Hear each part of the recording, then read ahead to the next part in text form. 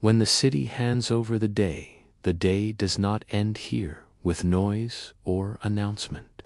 It fades quietly, as if the city itself decides when to let go. The sun lowers behind stone roofs and narrow streets long before darkness truly arrives. Warmth lingers in walls that have held light for centuries, and shadows stretch not with urgency but with patience.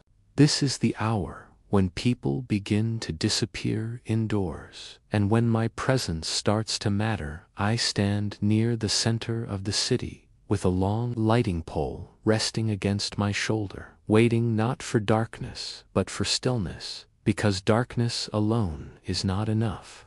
The city must first slow its breathing, footsteps soften, voices lose their sharp edges, metal sounds become dull and distant, and only then does night begin to belong to me. People often think night arrives suddenly, but they have never listened closely. Night is something the city accepts gradually, willingly, like sleep. I move only when the last trader pulls his cloth over wooden goods, when the final cartwheel creaks away from the square, when even the dogs stop wandering and find their places near warmth. This is how I know it is time. I walk slowly because speed breaks the spell of transition, lifting the pole carefully, feeling its familiar weight. Oil soaked into the wood over years. My hands know this tool better than they know rest. The first lamp stands near the forum where speeches once echoed loudly and arguments stretched long into daylight. Now it waits silently, glass dull with dust, wick dry and patient. I raise the flame until it kisses the oil and catches. Light blooms softly inside the enclosure and spreads outward like a calm breath released. The stone beneath my feet seems to relax, as if relieved to be seen again. People trust light more than they trust words. Light tells them where safety remains and where the city still holds them.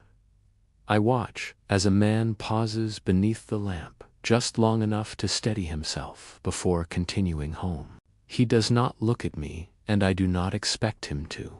I am not part of his story tonight, only part of his certainty. I move on and repeat the ritual. Lamp after lamp, street after street, each one accepting flame differently. Some flicker briefly as if uncertain, others settle immediately into steady glow. These details tell me more about the night than any sky ever could. Oil quality, air weight, the presence or absence of wind.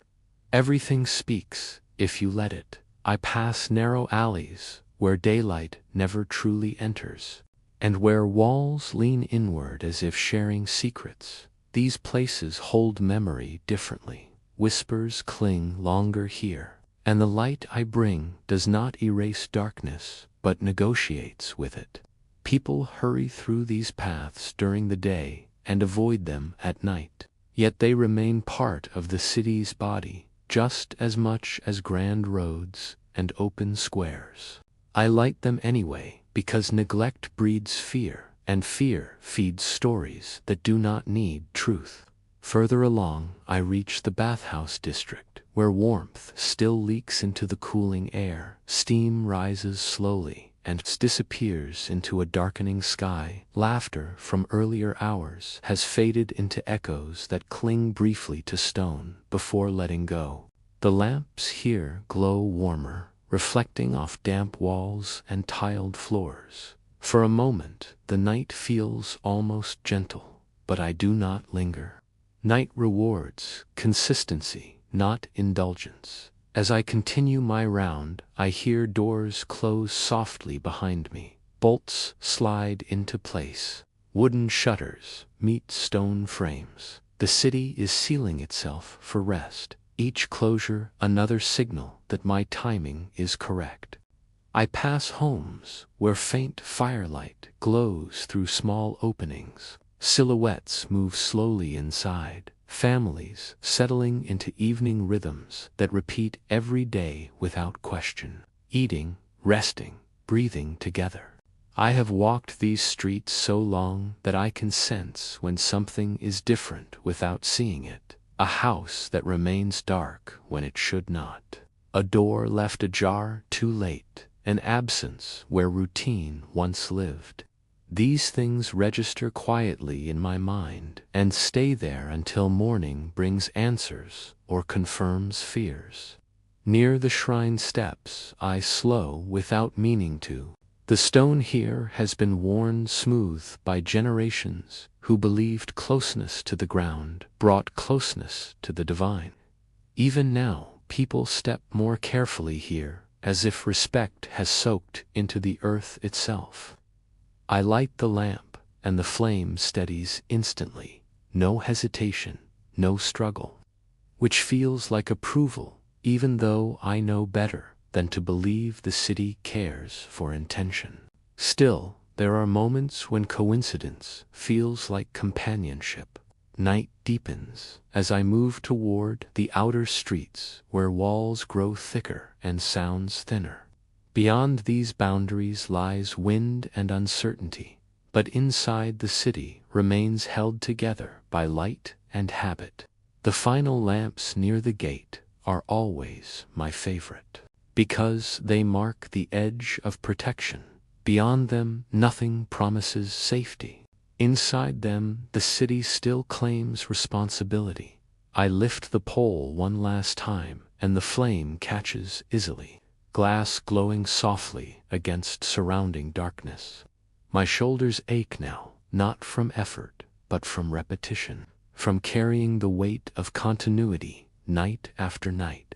When the last lamp settles, I lower the pole and stand still for a moment, listening.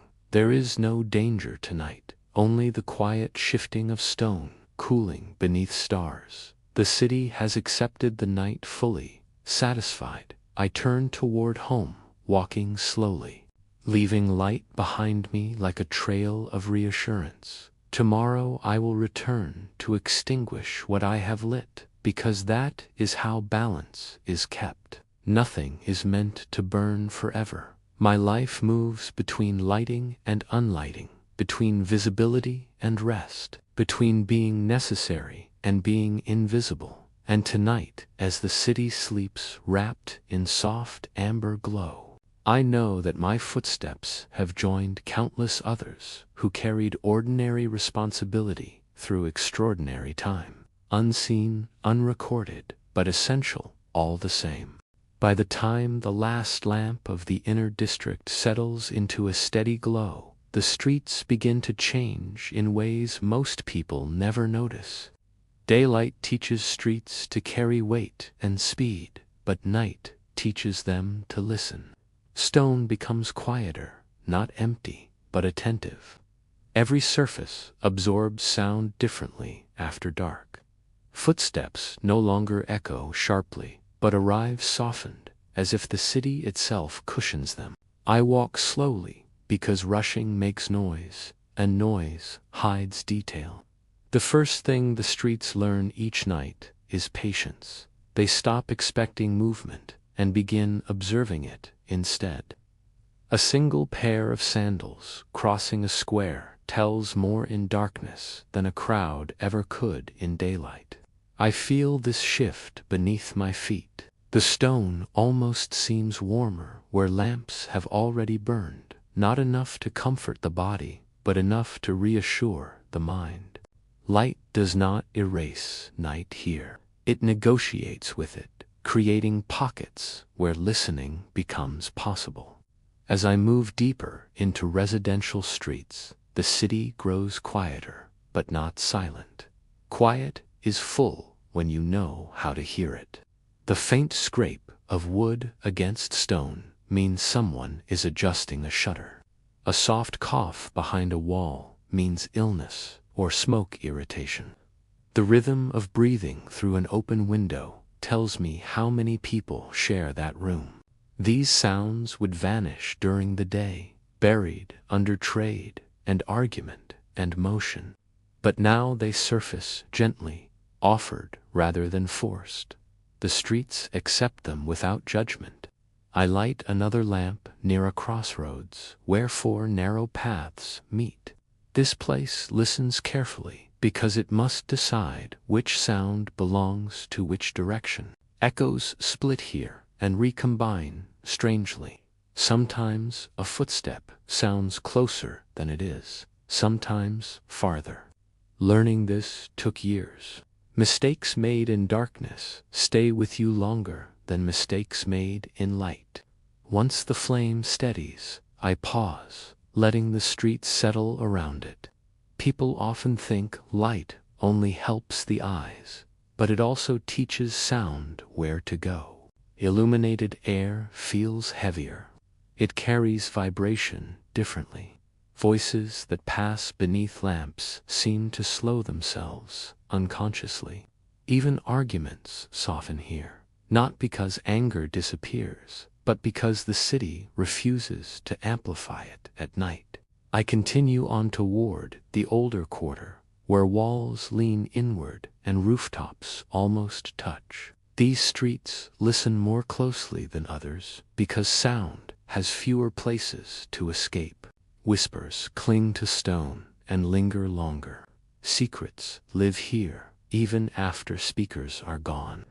I hear a muffled exchange through a thin wall, words too low to understand, but the intention is clear. Reassurance, perhaps apology, perhaps farewell. The street receives it all without reaction. It has held far worse. Further ahead, a sudden clatter breaks the calm. Metal against stone, a bucket tipped carelessly. The sound startles birds roosting above, and they respond with brief agitation before settling again. The streets record this moment too, noting how quickly stillness returns. Resilience is measured by recovery, not disruption. I light another lamp, and the flame flickers briefly. Wind has found a narrow passage here, carrying outside air into the city's listening space. Wind is a messenger, but also a liar. It exaggerates distance and confuses direction. Tonight, it brings nothing urgent, just the reminder that the world beyond the walls continues even while the city rests. Near the baker's house, I slow instinctively. This place listens differently because it remembers mornings. The smell of bread clings to the stone even at night. Warmth stored from ovens long cooled gives the air a faint softness. The street here seems less tense, more forgiving. I light the lamp and feel the area relax further, as if habit itself provides comfort. Children sometimes sleep near these walls during festivals, trusting the memory of nourishment to protect them. I move on toward a stretch where no lamps stand close together. Darkness pools more heavily here. The street listens harder because sight offers less help. My own breathing becomes louder to my ears, and I adjust it without thinking. Slow breaths carry less sound. People who grow up here learn this early. You do not challenge the night by announcing yourself. You join it by moving with care. I hear a soft shuffle behind me and do not turn. Turning creates expectation. Instead, I listen. The step hesitates, then retreats. Perhaps a late wanderer deciding caution is wiser than curiosity. The street accepts the choice and returns to stillness. This is how safety works here, not through force but through mutual restraint. Further along, a lamp I lit earlier flickers again. The oil is running lower than expected. I adjust the wick gently and the flame steadies.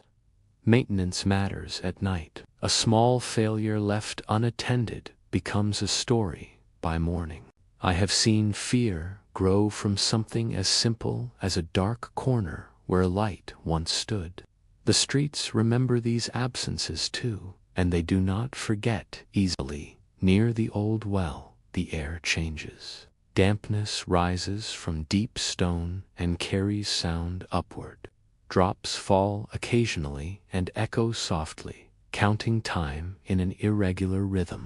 This place listens downward as much as outward. People once gathered here at all hours, and their voices still feel trapped below, layered beneath the present quiet.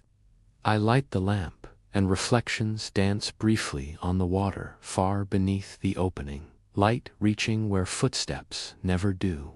It feels like permission granted rather than an intrusion.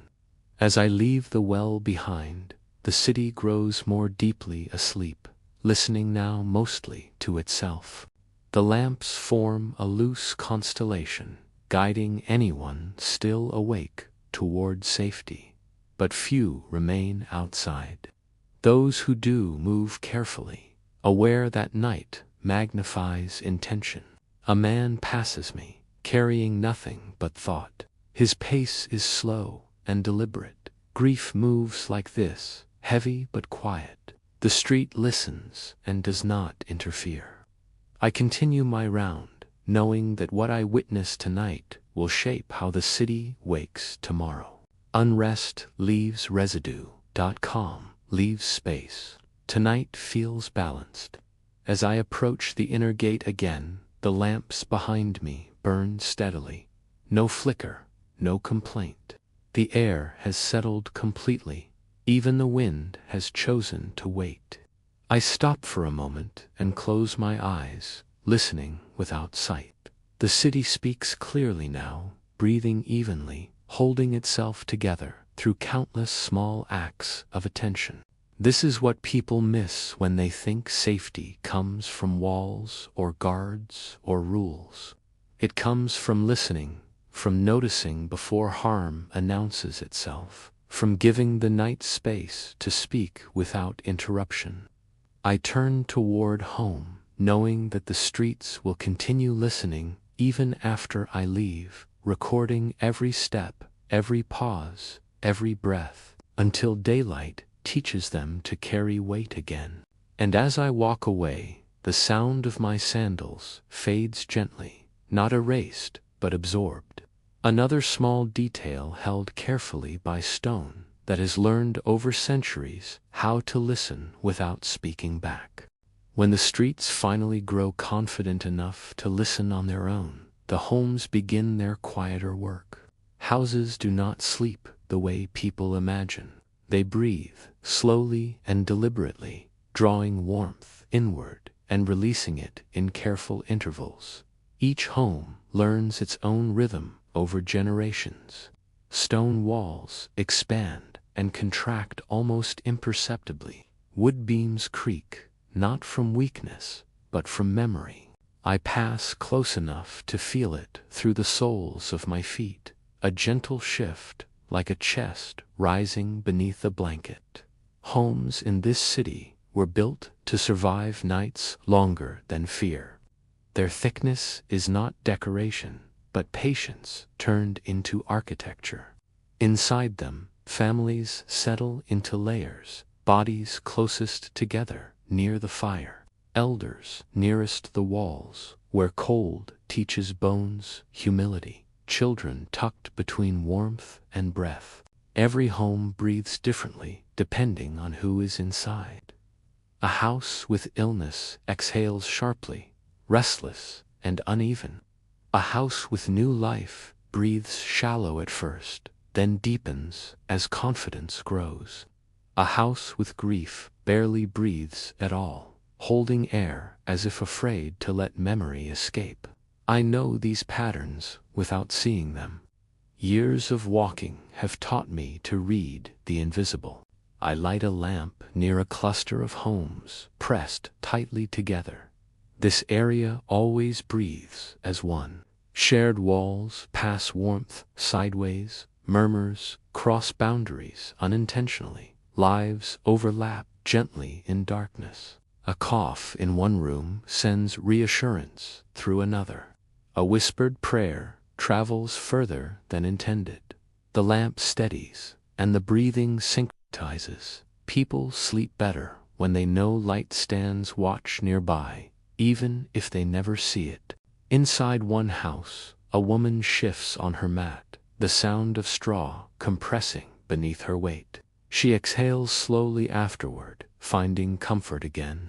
Another house responds with a soft snore, not annoyance, but acknowledgement. The city allows these exchanges without comment. Homes here have learned that privacy does not require isolation, it requires respect. Further along, I pass a house built partly into the earth, half buried for warmth. These homes breathe lowest and slowest. Their air smells different, richer, grounded. Voices here never rise quickly, because sound must climb to escape. People inside learn calm early or exhaust themselves shouting upward. I light the lamp and feel the ground return the warmth back to me faintly, like gratitude. This house holds 3 generations, their breaths layered, youth restless, age measured, middle years steady. The home balances them naturally, no instruction needed. Beyond that, a newer house interrupts the rhythm slightly. Its stones are not yet fully taut. It breathes unevenly, adjusting still to seasons and occupants. The city will teach it in time. Winter will deepen its lessons. Summer will soften them.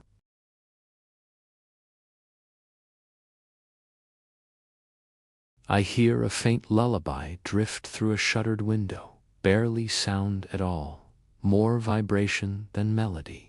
The home absorbs it fully, so the street hears only warmth without words. Mothers sing softly, here not to hide, but to protect. Sound carries responsibility at night. Another house releases a sigh of heat through its roof vents, visible only as a faint shimmer in the lamplight. Warmth escaping too quickly invites cold intrusion. Homes learn this balance through failure first. Frozen corners and restless sleep teach faster than instruction. I pause near a doorway where the wood frame bears deep scratches. Generations of hands have found their way home in darkness by touch alone. These marks are not damage, but language, telling fingers where safety begins. Inside that house, no one moves now, breathing deep and slow. The marks continue listening even while the occupants rest. A house remembers when its people forget. As I continue my round, the city feels less like separate structures and more like a single organism resting. Each home a chamber, each street a vein. The lamps serve as a gentle nervous system, ensuring no part grows too cold or too forgotten. I light another lamp near the edge of the poorer quarter. Houses are thinner here, breath escaping faster. People inside compensate by sleeping closer, sharing more heat than privacy. Intimacy becomes necessity before it becomes choice. Arguments here burn out quickly at night because anger wastes warmth. I have heard couples fall silent, not from resolution, but from survival. Silence is cheaper than shouting when breath matters. These homes breathe faster, alert even in sleep. The city listens closely to them, knowing strain accumulates quietly. A flicker in one lamp here draws my attention. Oil low again. I adjust it carefully, preventing the darkness from pressing too hard against these walls. Neglect always finds the vulnerable first. Beyond this quarter lies a cluster of abandoned houses. Their breathing stopped long ago. They do not listen or speak. They simply hold cold. Air moves through them freely, without memory, passing through like strangers. I avoid lighting lamps too close. Darkness belongs here. Abandoned spaces teach the living what happens when breath leaves permanently. Even the city treats these places differently. Sounds bend away from them. Animals avoid them instinctively. Memory has weight even after life departs. Turning back toward the heart of the city, I feel the difference immediately. Warmth returns to the air, breath thickens, homes resume their soft exchange. A door creaks briefly as someone adjusts a latch, then settles. A kettle shifts on cooling embers, releasing a metallic sigh. These sounds reassure rather than disturb. The homes acknowledge each other, still alive, still functioning, still holding. I stop beneath an upper window, where faint breathing carries the uneven rhythm of dreaming. Someone struggling through memory, perhaps. Nightmares find homes easily at night. Walls hold them gently until morning light can release them. I stand quietly until the breathing evens out again. No action is required beyond presence. The lamp nearby is steady and calm. Sometimes light alone reminds people they are not alone in the darkness. The street resumes its quiet observation. As my path curves toward my own dwelling, I feel its breath before I see it, familiar, measured, welcoming without demand. My home knows my steps and prepares for them, air shifting slightly as if opening a space for me. Inside, it holds the scent of old oil, stone dust, and time. Nothing fresh, nothing urgent, just lived-in stability. I pause before entering, listening once more to the citywide breathing. Dozens of homes rising and falling in a gentle, offset rhythm. No single pace, no forced unity, just coexistence. This is how the city survives nights heavier than fear. Each home doing its part quietly, holding breath when needed, releasing it when safe, trusting the lamps to watch and the streets to listen. I step inside and close the door softly, adding my own breath to the collective, knowing that outside, the homes will continue breathing together until dawn teaches them a different rhythm again. Thank you for listening. If you enjoyed this journey, please like and subscribe for more stories from the quiet corners of the world. Fire is never just fire in a city like this. It is a calculation, a quiet arithmetic performed every night without numbers or paper, only memory and instinct guiding the balance between warmth and loss. Too little fire, and the cold creeps inward, unnoticed, until bones ache and sleep turns shallow. Too much fire, and precious fuel disappears before dawn, leaving nothing but ash and regret. I learned this mathematics not from books, but from watching faces by firelight. The way shoulders relax when warmth reaches them. The way eyes sharpen when flames burn too fast. Firelight reveals truth gently. It doesn't interrogate. It illuminates just enough to show what matters. As I move through the city, I see firelight reflected in shutters, in narrow window gaps, in polished stone worn smooth by centuries of touch. Each glow is different. Some are steady and confident, others nervous and flickering, telling stories about what remains inside.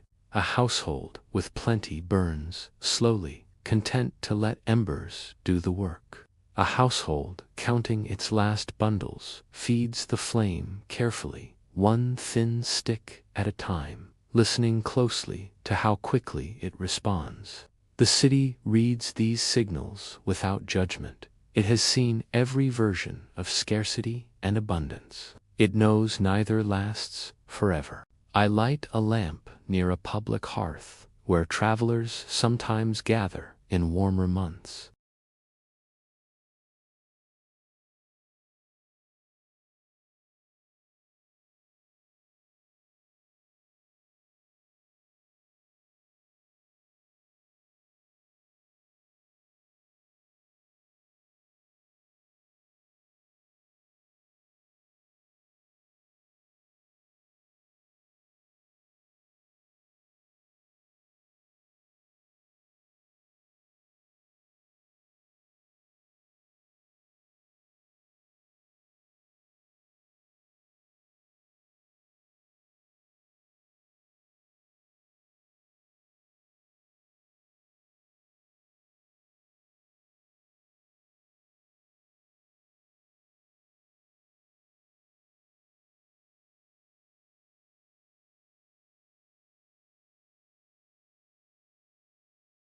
This is part of the unseen work, preventing small errors from becoming tragedies. Fire demands respect because it doesn't forgive carelessness. The city remembers the scars, blackened beams, collapsed roofs, empty plots where homes once stood. Each night, the lamps serve as a counterpoint to the hearth fires. They are smaller, calmer, teaching restraint through example. Lamp flames are disciplined, trained to burn evenly, to offer guidance without excess. People notice this, unconsciously, matching their hearths to the lamp's patience.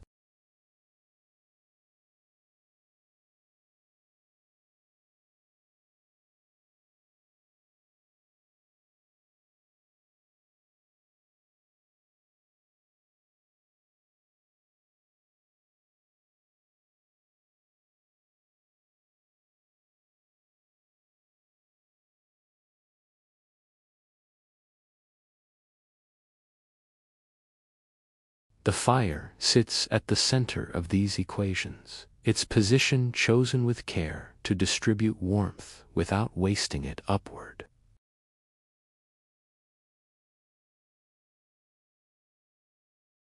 Every home solves the problem slightly differently, and the city allows for this diversity.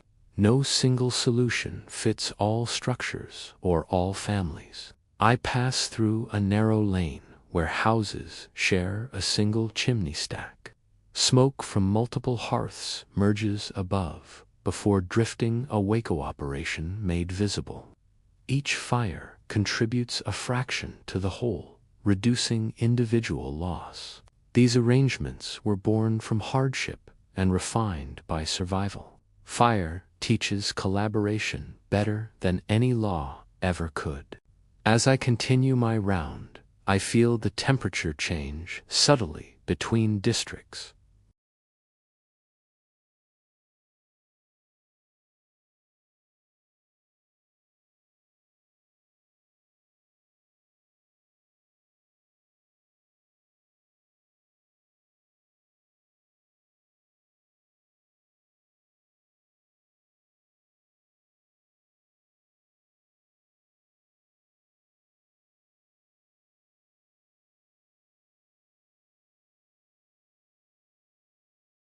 This is what warmth does to perception. It rounds corners, it slows thought, it allows rest. Cold sharpens everything, forcing attention inward.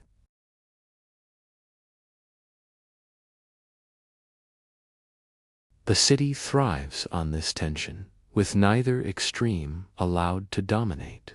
I remember nights when fuel ran dangerously low, when fires burned reluctantly. Every spark counted.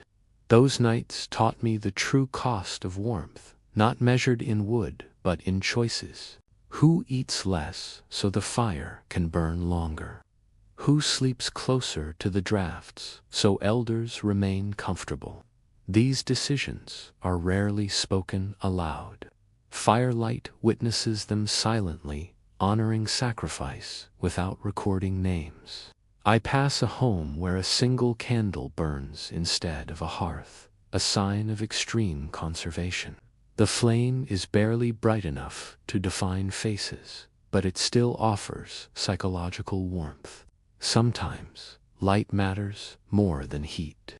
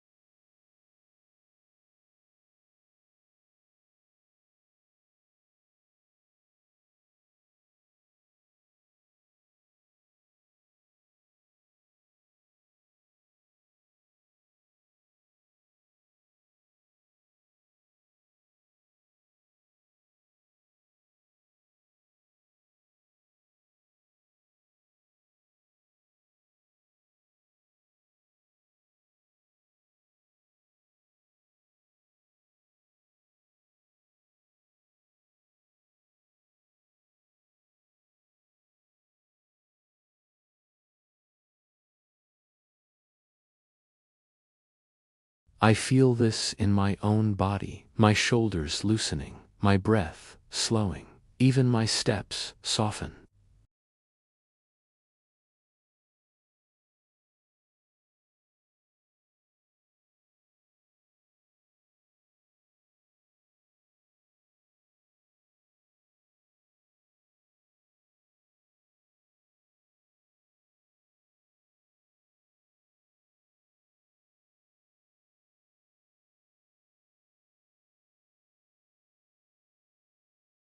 Each one is a solution to the same problem: how to hold warmth through the darkness. No two are identical, yet all are successful enough to continue. This quiet success is the city's greatest achievement, not its monuments or walls, but the nightly ability to keep the cold at bay without panic. I extinguish one final lamp, scheduled to rest until dawn. Its work is done. I trust the nearby flames to cover the gap. Firelight fades here intentionally, allowing darkness its share. Balance is maintained, even in absence. When I finally turn toward home, the smell of smoke clings lightly to my clothes. It's not unpleasant. It's familiar, a reminder that warmth has weight. It follows you, marks you as someone who understands its cost. Inside my home, the hearth waits patiently, its embers glowing faintly, ready to be coaxed but not rushed. I add a single stick and watch as the flame responds gratefully. It doesn't leap, it doesn't resist, it just accepts. This is the mathematics complete for tonight. Enough warmth to last, enough fuel preserved for the morning. The city outside mirrors this equilibrium: fires steady, lamps calm, homes breathing evenly. And somewhere within this network of careful calculation, people sleep deeply, trusting that the invisible work of balance continues, with firelight holding the line against the cold until dawn arrives to change the equation once again. Thanks for watching. If you enjoyed this journey, consider subscribing for more stories from the quiet corners of the world. Long before the sky even thinks about changing color, before the first bird remembers the morning exists, there are people who wake without an alarm. Their bodies don't respond to light, but to responsibility. These are the ones the city depends on quietly, the ones whose days begin while the night is still in charge. I know their movements well, because I often meet them as my own work is ending. Our paths crossing in that brief, magical space between darkness and the approaching dawn.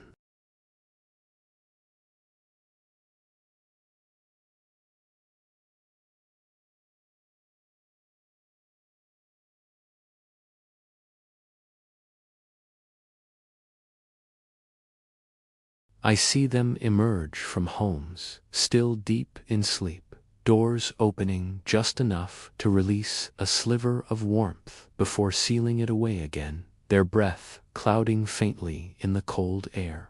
These people don't complain about waking early.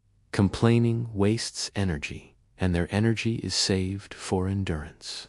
The baker is always first. His hands are already dusted with flour from habit, even before the ovens start to glow. His body anticipates the heat, his shoulders leaning forward as if greeting the fire that will soon demand his full attention.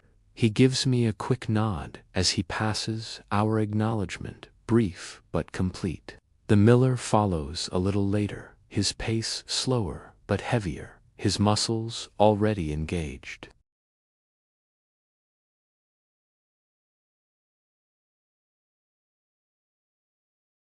He listens carefully as he walks, his ears tuned to the city's quiet signals. A sudden noise could mean trouble at the mill or a blockage in the stream.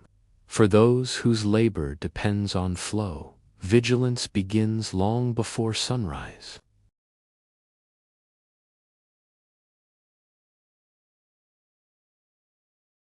Balance is everything when you're carrying weight through half-lit streets.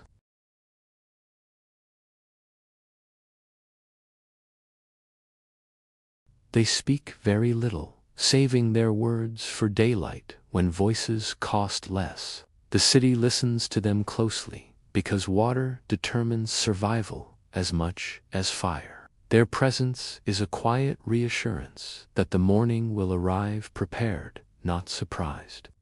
I light the final lamps of my route as these early risers claim the spaces I am about to leave behind.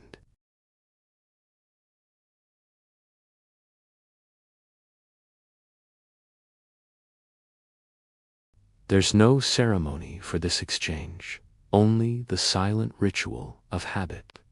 I pass a woman opening a small workshop door, her fingers stiff but precise. She warms her hands for a moment against the lamp I just lit before moving inside. It's a thank you without words. She'll spend the next few hours repairing what others broke the day before. Her work is invisible but essential. Mending allows continuation without replacement, a quiet economy the city relies on deeply. Near the outer wall, a watchman changes his position, stretching slowly, his joints complaining softly.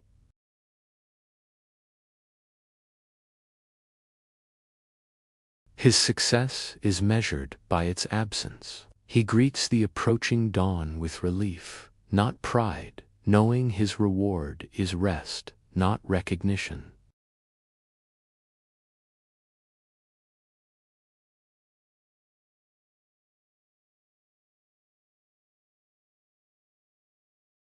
Dawn reshapes darkness without eliminating it entirely. The early risers understand this. They move as if daylight already exists just beneath the surface.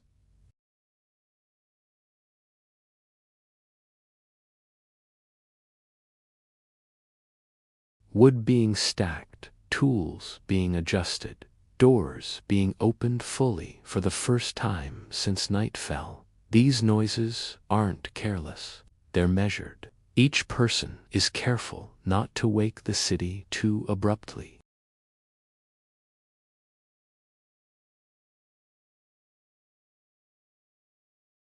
The city responds by loosening its stillness gradually.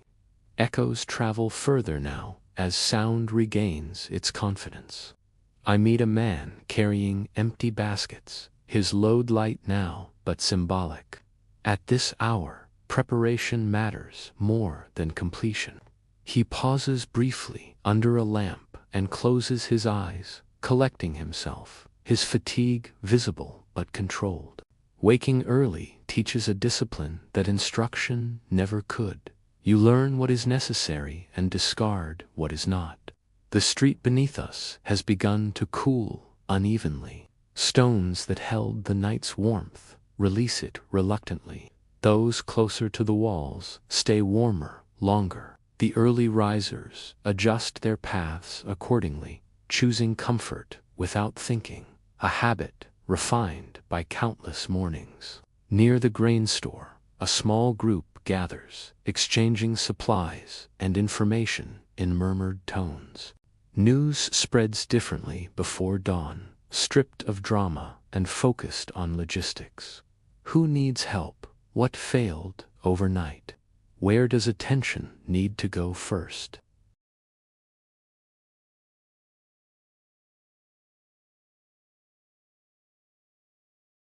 The city's true decisions are often made while most of us are still sound asleep. I move more slowly now, my role shrinking as theirs expands. The lamps behind me feel less critical as the approaching daylight reduces their authority. I extinguish another, and then another. Each patch of darkness is accompanied by the soft certainty that the city no longer needs my guidance here. The early risers fill the gap instinctively, their mere presence enough to reassure those still waking. I notice how differently they carry themselves compared to those who rise with the sun. They don't rush because they've already accepted time's claim on them. Urgency fades when routine becomes survival. They conserve energy not through idleness, but through sheer efficiency. Nothing is extra, nothing is wasted.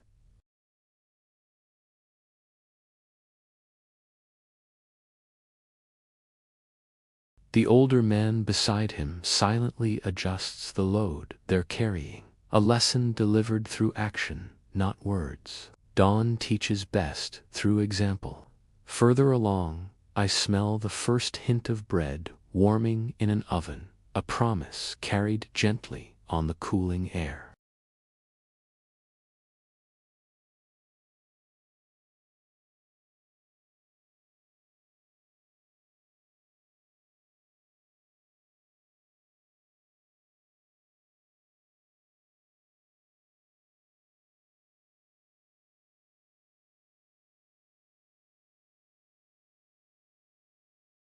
Night hasn't been defeated, only relieved of its duty.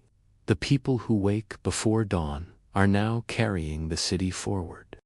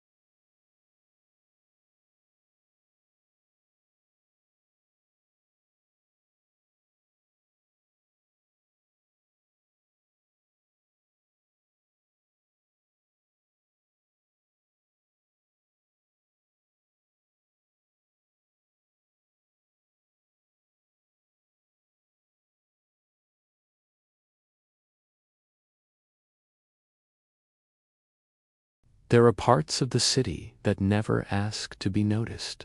They exist in the margins of attention, where work happens quietly and results appear without explanation. These are the shadows that labor while others rest, and they are as essential as light, even though they never seek it. I have learned to recognize them not by sight, but by absence, by the way problems do not grow, by how morning arrives without surprise. Shadows move when lamps burn steadily, because light creates contrast, and contrast reveals motion. Yet these workers choose the spaces just beyond illumination, where their presence feels like coincidence rather than intention. They clean streets before dawn, so merchants never question why the stone feels smoother underfoot.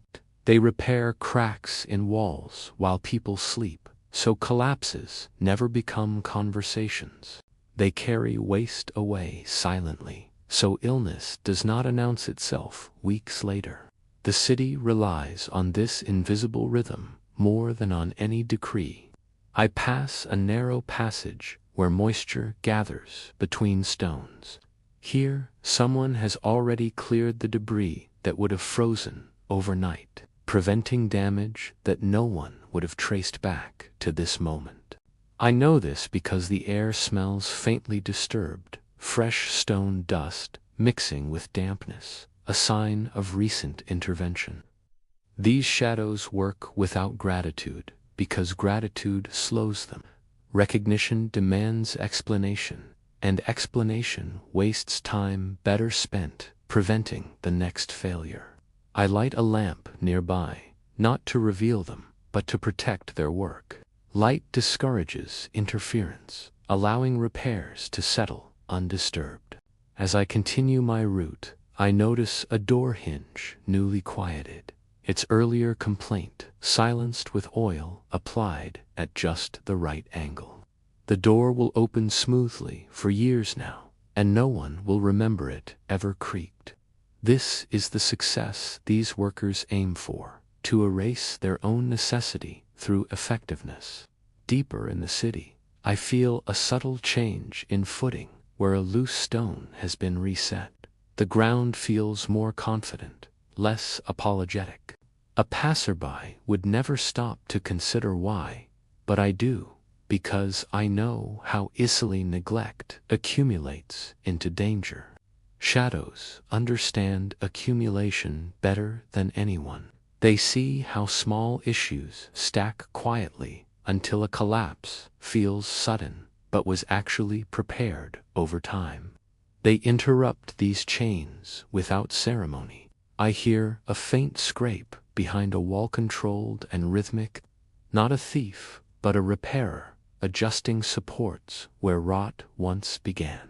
These sounds vanish quickly, swallowed by stone and distance, intentionally so. Secrecy protects continuity. When work becomes visible, it attracts opinions, and opinions delay action. Shadows cannot afford delay. I light another lamp near a drainage channel. The water has been flowing cleanly tonight, which means someone cleared it earlier, preventing the overflow that would have turned the streets into hazards. Water respects preparation more than force. It follows paths left open, punishing neglect patiently. The shadows know this and move ahead of it. Further along, I pass the edge of an abandoned structure where someone has reinforced a remaining wall just enough to prevent collapse. There's no attempt to restore or beautify, only to stabilize. Shadows do not aim for perfection, only for sufficiency. The city does not need everything fixed, only enough fixed to continue. I feel the weight of this philosophy in my own work. Lighting lamps is not about making the night beautiful. It is about making it survivable. Shadows share this ethic. They do what is needed and stop before excess invites waste. I notice fresh ash scattered lightly near a hearth outside a public building. Someone removed the buildup that could have smothered embers or sparked an uncontrolled flame. Fire maintenance is often overlooked until it demands attention loudly. Shadows prefer to keep it quiet. They learn the behavior of materials the way others learn faces. Wood, stone, metal, water, each speaks a language of stress and readiness. The city is full of these conversations if you know where to listen. I pass near the granary and detect a subtle change in smell. The grain has been shifted recently, redistributed to prevent spoilage. Someone noticed uneven moisture and acted. Hunger avoided without announcement. Families will eat tomorrow and never know how close imbalance came. Shadows carry these near misses silently. They do not measure success by applause, but by uninterrupted routine. I light a lamp near the infirmary and notice how the air feels calmer, more organized. Tools have been placed deliberately for easy access. Someone prepared for sickness before it arrived. The shadows here anticipate rather than react. They study patterns quietly, noticing who coughs more in the cold, which streets gather refuse faster, where dampness lingers longest. This knowledge accumulates not in records, but in movement, in the way they choose paths that minimize exposure and maximize effect. I cross paths briefly with one such worker. Our eyes meet only for a moment. No greeting is exchanged. Acknowledgement is unnecessary. We both understand the value of anonymity. I continue my route and notice how darkness behaves differently around recently tended areas. It feels less heavy, less resistant, as if maintenance itself teaches the night where it may rest safely without causing harm. This may be imagination, but imagination guided by repetition becomes intuition. Intuition saves time, and time saves lives. Shadows rely on this chain deeply. They cannot afford doubt when acting unseen. Near the city wall, I hear a muffled thud followed by stillness, a repair completed, weight redistributed. The structure accepts the change without complaint. Tomorrow, guards will lean against this wall, unaware that their safety increased overnight. This is the highest compliment shadows receive, ignorance, because ignorance means continuity. I extinguish a lamp nearby as dawn approaches, trusting the area to hold without guidance now. The shadows will withdraw before light makes them visible, their work complete for this cycle. They leave no trace except stability. Walking back toward the inner streets, I consider how much of the city's strength comes from those who choose obscurity, who understand that being seen often weakens effort. Attention demands performance. Shadows demand only effectiveness. I think of my own role and how it intersects with theirs. I make darkness navigable while they make it harmless. Together, we form a system that functions without oversight because habit has replaced command. This is how cities endure beyond their founders, not through grand plans, but through quiet maintenance, repeated endlessly.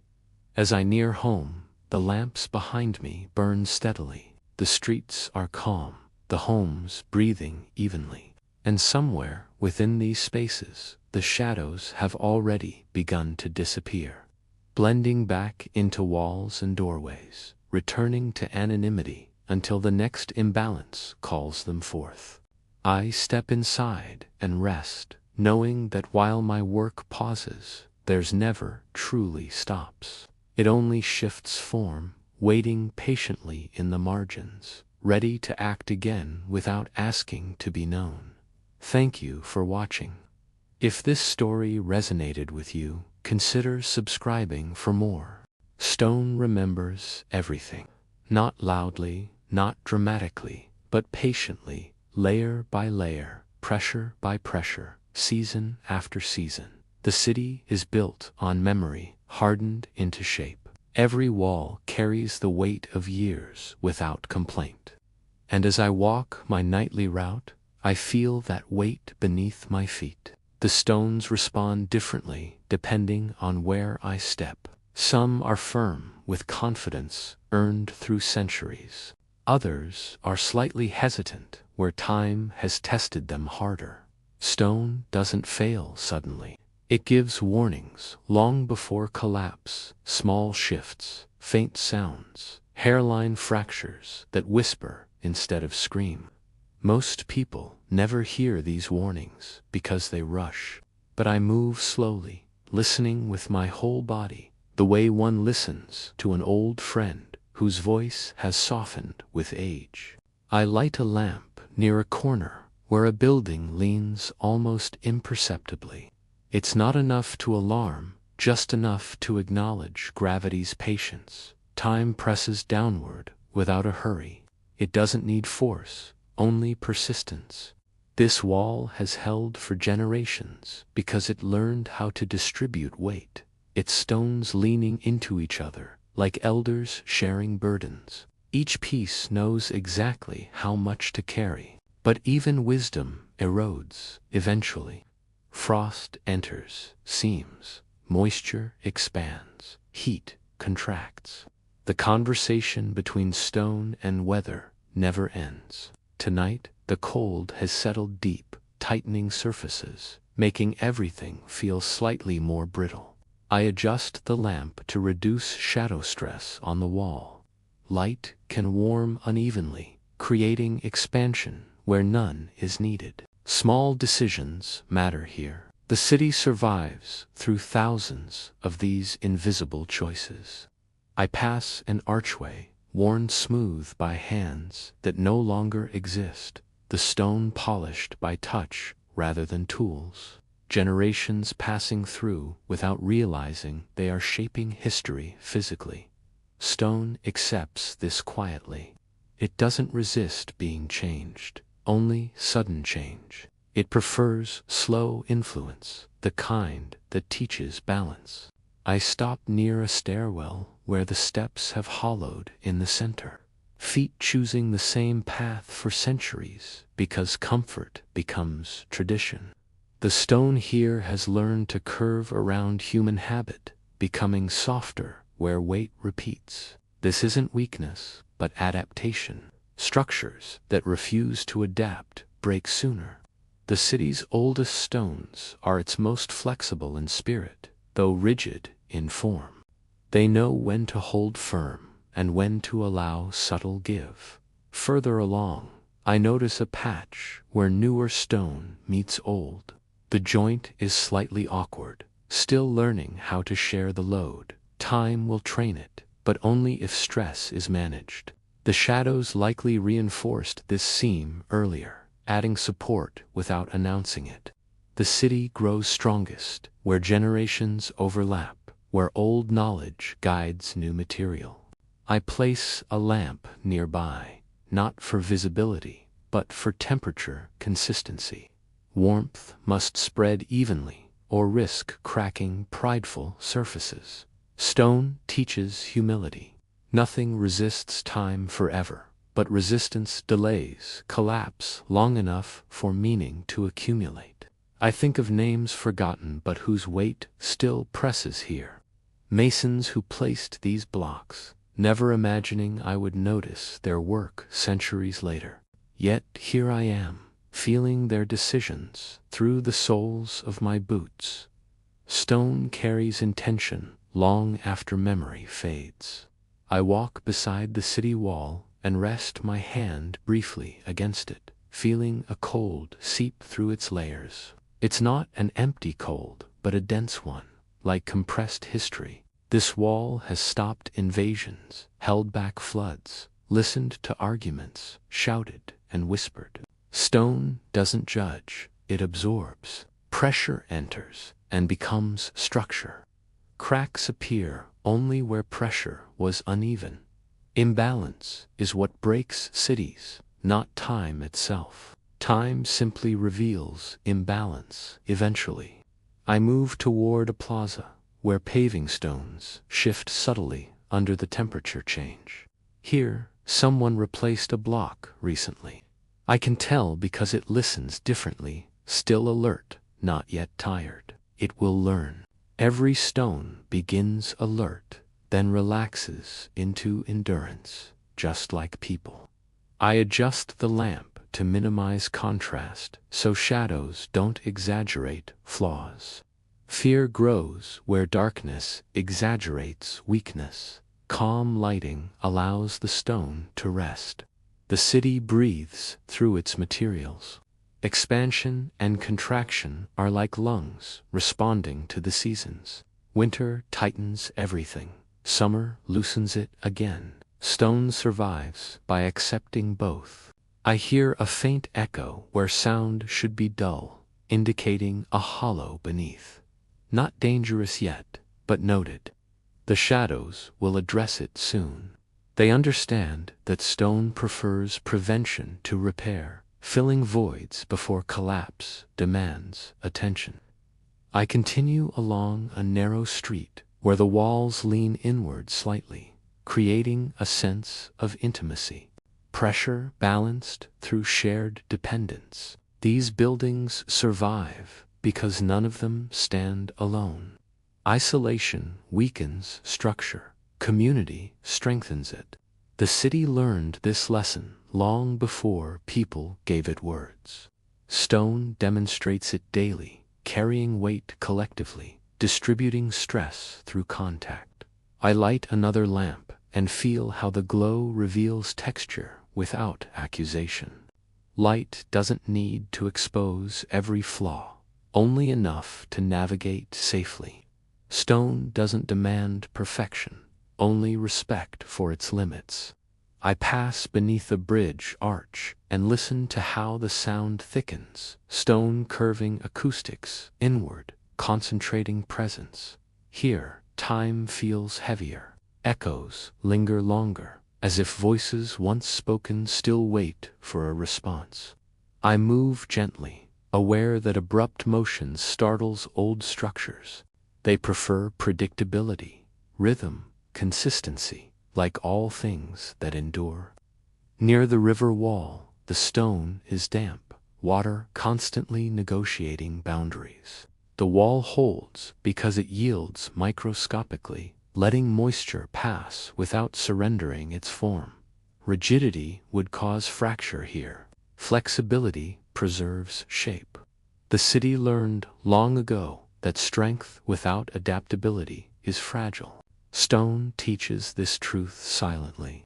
I adjust the lamp to keep water from freezing unevenly. Ice expands ruthlessly, caring nothing for history, only physics. So we manage temperature to protect memory. I finish my route as dawn hints at its return. The stones are cooling evenly now, rested, ready to hold another day's weight. I extinguish the last lamp slowly, trusting the structures to remember what they have learned. Time will continue pressing. The seasons will repeat, but tonight the city holds, stone-balanced, memory intact. And I walk away, knowing that survival is not defiance against time, but cooperation with it, learned patiently, one block at a time. Thanks for joining me on this journey. Cold is not an enemy here. It is a teacher that speaks slowly and expects you to listen without interrupting. The kind of teacher that repeats the same lesson night after night until your body learns what your mind resists. As I step into the narrow streets before dawn, I feel the cold settle around me like a deliberate presence. It's not rushing, not attacking, simply waiting for me to adjust. The city doesn't fight it either. Stone would iron all except the cold as a visitor who will stay as long as it wants. Impatience breaks things here. Patience preserves them. That is the first lesson the cold teaches. I walk with measured steps because haste causes my breath to fog unevenly. Moisture freezing where it shouldn't. Tiny errors multiplying into damage. So I slow down, matching my pace to the city's rhythm. Each breath is deliberate, each movement chosen. The cold sharpens my awareness without raising its voice. It makes me notice the sound of my boots on the cobblestones, the way fabric stiffens, the subtle resistance of air against my face. Sensation becomes information, and information keeps you alive. The lamp I carry glows warmer against the darkness. It's not bright, not dramatic, just steady. Warmth should never surprise the cold. It should negotiate with it. I adjust the wick carefully because flame behaves differently when the air tightens. It grows cautious, drawing inward, conserving its energy, just like people do, just like cities must.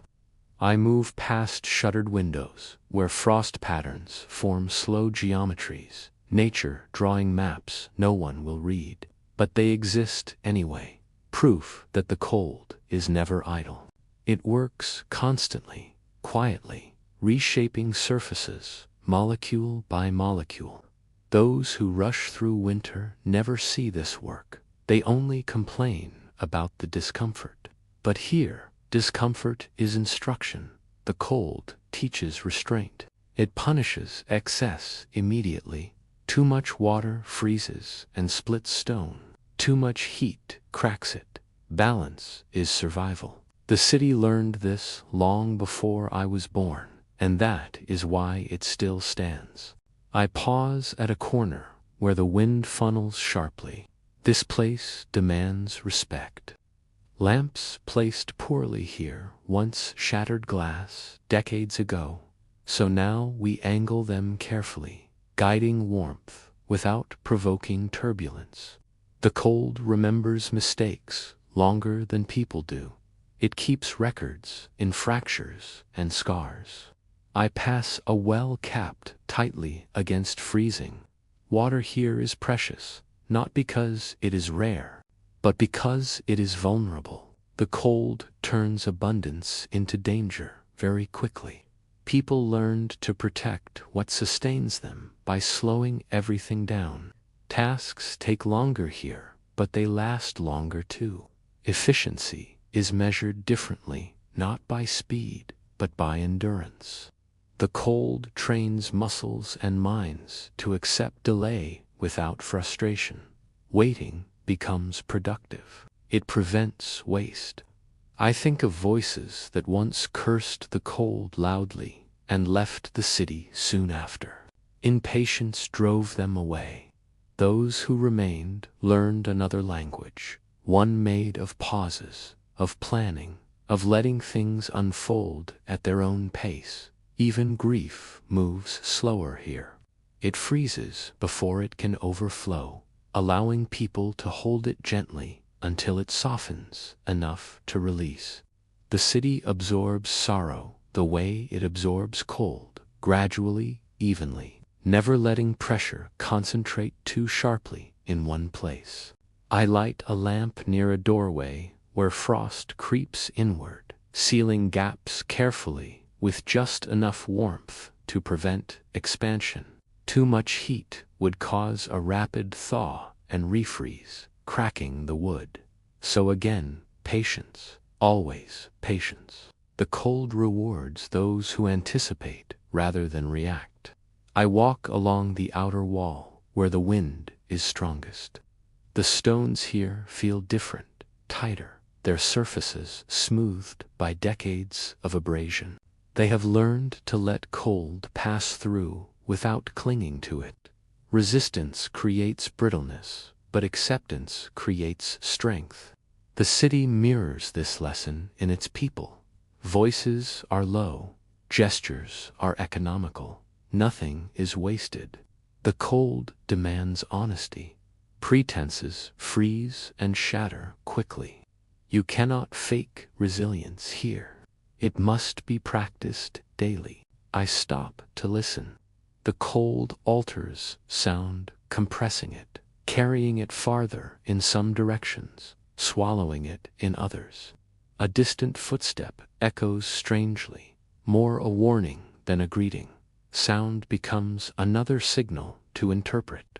The city communicates through these changes, telling me where wind shifts, where snow accumulates, where ice might form before morning. I move toward a bridge where water murmurs beneath the ice. The sound is slower now, deliberate, reminding me that even rivers learn patience in winter. They don't stop, they adapt, finding new paths beneath constraints. The city learned from them. Survival is not about stopping movement, but redirecting it thoughtfully. I adjust the lamp here because the reflection off the ice can deceive the eye, making surfaces appear closer or farther than they are. Misjudgment leads to falls, so I lower the flame, reduce the glare. Clarity matters more than brightness. The cold clarifies priorities. It strips away any urgency that doesn't serve survival, leaving only what matters: warmth, shelter, continuity. I pass a cluster of houses huddled together, built close to share heat. Their architecture was shaped by necessity rather than aesthetics, but beauty emerges from function over time. Frost traces delicate lines along the eaves like quiet decoration. The cold is an artist, too, but it never signs its work. I feel my fingers numb slightly, and I welcome it. Numbness teaches limits. It tells you when to stop, when to protect yourself. Ignoring it leads to loss. So, I warm my hands briefly over the lamp, then continue, never lingering too long. Warmth must be rationed carefully. Even comfort becomes dangerous if overindulged. The city learned moderation as an instinct. Excess attracts disaster. I think of summer nights when warmth feels effortless and how people become careless then, forgetting the discipline winter instills. But winter always returns to remind them, patience is not seasonal. It must be maintained year-round. I reach the central square as the sky lightens faintly, the cold loosening its grip just enough to signal transition. Another night survived, another lesson reinforced. The city stands because it listens, because it learned that cold is not something to defeat, but something to understand. I extinguish the lamps, slowly, one by one, trusting the structures to hold, trusting the cold to withdraw gently, trusting patience to carry us into the day. Here, endurance is not heroic. It is habitual, practiced quietly until it feels natural. And as I leave the square, I feel the city settle again, the stones relaxed, the wood steady, the iron silent, all waiting calmly for the next cycle, knowing that patience, once learned, never truly leaves. Thank you for joining me on this quiet walk. If you found a moment of peace here, consider subscribing for more journeys like this one. Take care. At night, the market doesn't disappear. It simply changes its language. Daylight markets speak with noise, bargaining, laughter, and footsteps colliding. But the night market speaks without voices. It exists in motion rather than sound. As I walk through the square after the lamps are lit, I can feel it breathing quietly. Stalls remain standing, though shutters are closed. Baskets sit where fruit once rested, and tables remember wait even when empty. The cold preserves intention. Nothing here feels abandoned, only paused. Merchants have learned to leave things in a way that suggests return ropes, tied neatly, cloth folded with care. Because disorder invites loss, and loss is expensive in winter. The night market is an agreement between people and darkness, a promise that trade will resume when light allows it. Until then, the space belongs to stillness. I move slowly between the stalls, my lamp revealing textures rather than goods. Wood grain polished by years of hands, stone worn smooth by countless transactions.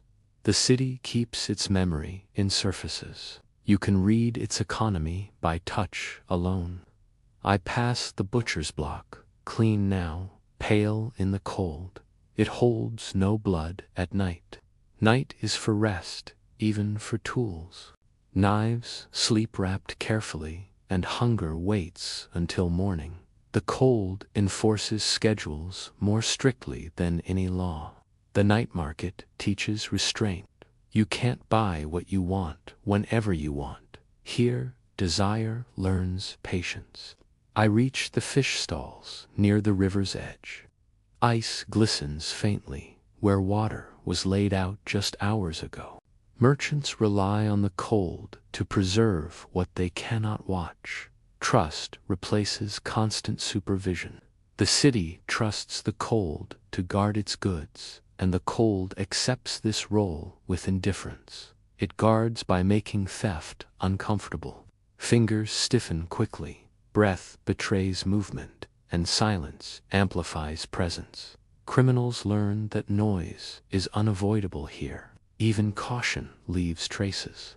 I notice footprints near one stall, shallow, careful. Someone passed through earlier, perhaps only curious, perhaps tempted, but nothing is disturbed.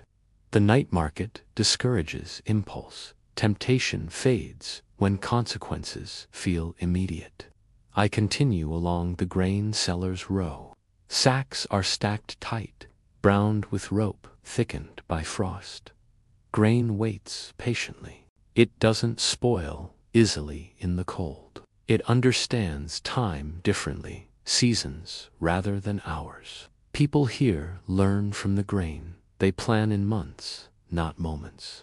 The night market embodies this long view, existing as a concept even when inactive, a skeleton waiting for flesh.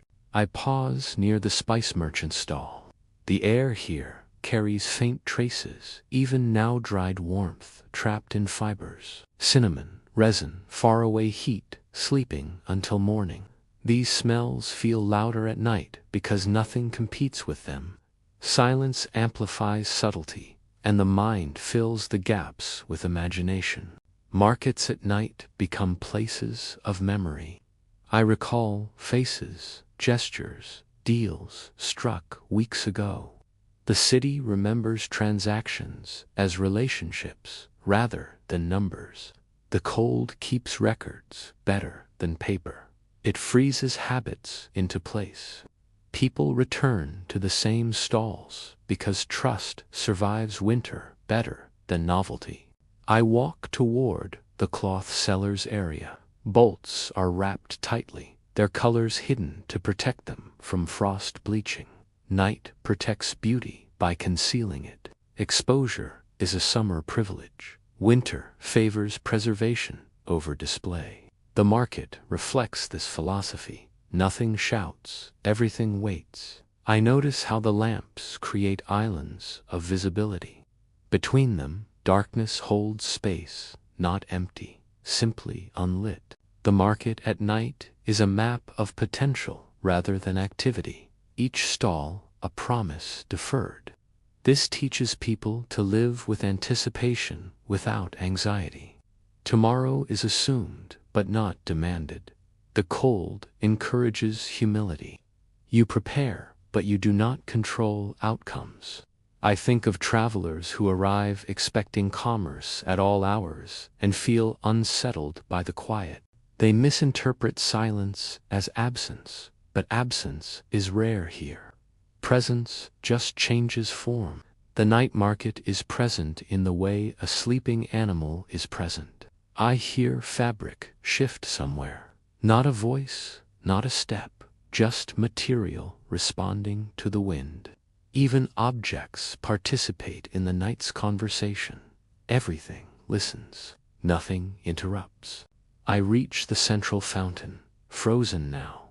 Its basin a smooth white disk, water locked mid-gesture. The market once gathered here loudly, deals sealed with handshakes beside flowing water. Now it stands as a reminder that motion can pause without ending. Winter is full of these lessons. Stopping is not failure, it is strategy. The night market teaches people to accept pauses as necessary phases, not setbacks. I think of the children who grow up here, learning commerce not as constant consumption, but as cyclical exchange. They learn that markets have rhythms like seasons, where activity and rest are equally important. This shapes their values subtly. Urgency loses power, and patience gains respect.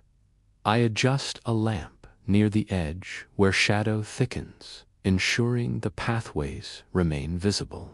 The market must feel safe, even when silent. Safety encourages trust, and trust sustains trade. Every lamp is a promise that order persists through darkness. I feel the cold deepen as night advances, sharpening outlines, slowing thought. My own pace adjusts again. The market guides me without words, its emptiness full of meaning. I realize that the night market, without voices, is where the city reveals its true economy. It's not about money or goods, but endurance, cooperation, and memory. It's about the ability to wait together, to pause without panic, to trust that morning will return. This shared trust is the rarest currency here, more valuable than silver, harder to steal, impossible to counterfeit. I extinguish the lamps gradually as dawn hints at its return. The market recedes into readiness, stalls still, promises intact. And as I leave the square, I understand that the night market isn't closed. It is simply listening, preparing to speak again when light allows. Until then, it rests, teaching anyone who passes through that silence is not the opposite of activity, is its foundation. Thanks for joining me on this quiet journey. If you enjoyed this, please like and subscribe for more reflections. Footsteps never truly disappear in this city. Even after the snow covers them and the wind smooths the surface clean, the ground remembers. It remembers weight, intention, hesitation. I've learned this over years of walking these same streets, night after night, lighting lamps for people who sleep while the city stays awake in quieter ways. Every step leaves more than a mark. It leaves a story pressed into stone and soil. Some footsteps are confident, quick, belonging to those who know exactly where they are going. Others are uneven, cautious, belonging to visitors or to those burdened by thought. The city learns to read them, and in time, so do I tonight as I walk my route. I feel surrounded by invisible paths layered on top of one another. Generations of movement overlapping merchants, guards, children, mourners, lovers, all passing through the same narrow corridors. Winter slows everything enough that these layers feel closer, almost tangible. I pass an alley where the stone is polished smooth, not by water, but by centuries of feet brushing against it. The wall leans inward slightly, as if listening. This alley has carried more secrets than most people ever will. I pause to light a lamp here because darkness thickens quickly in such places. Shadows grow longer, deeper, more persuasive, and yet I feel calm. The city has held worse than shadow. It has absorbed panic, joy, betrayal, hope, all without collapsing. Footsteps carry emotion into the ground, and the ground absorbs it patiently, never judging, never rejecting, simply holding. I walk toward the residential quarter, where houses press close together for warmth. Footsteps here are softer, measured. People tread carefully near sleeping families. The city encourages restraint. Noise feels disrespectful. Even animals seem to understand this. Dogs move less at night, their paws silent on packed snow. Cats glide as if floating. The cold makes everyone economical with energy. Even sound costs something here. I notice a familiar pattern near one doorway, shallow steps, slightly uneven. This is the baker's wife. She walks this way every night to check the latch. Her steps slow just before the door, a moment of listening, then retreat.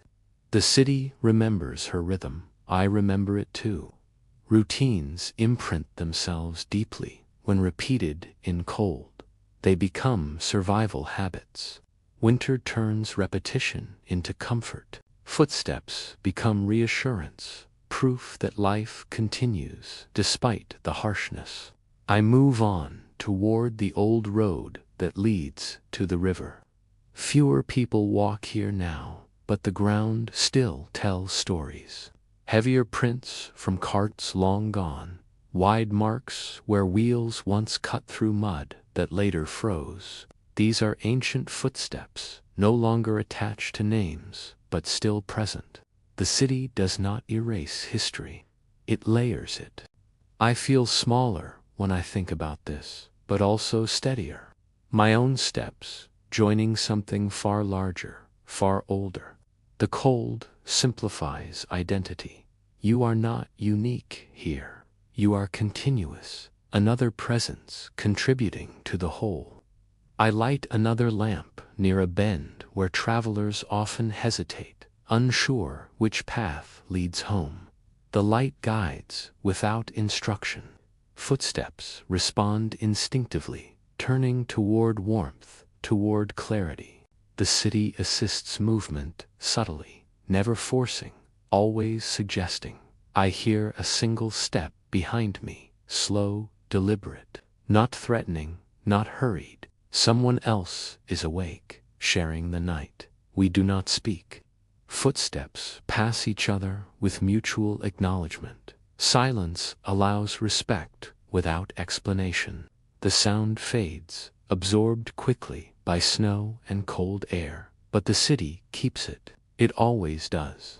I think about how footsteps change when people are afraid. Shorter strides, irregular spacing, weight shifted back. The city senses fear before faces reveal it. Guards learn to read this, but so do ordinary residents. Communities protect themselves through awareness, not surveillance. The cold sharpens perception. It strips away distraction. Footsteps become signals, not just movement. I pass the old square again, now emptier than before, but not empty. The ground here carries dense memory festivals, executions, speeches, protests. Footsteps overlap so thickly that individual stories blur into collective experience. This is where the city breathes most deeply. I slow my pace out of respect.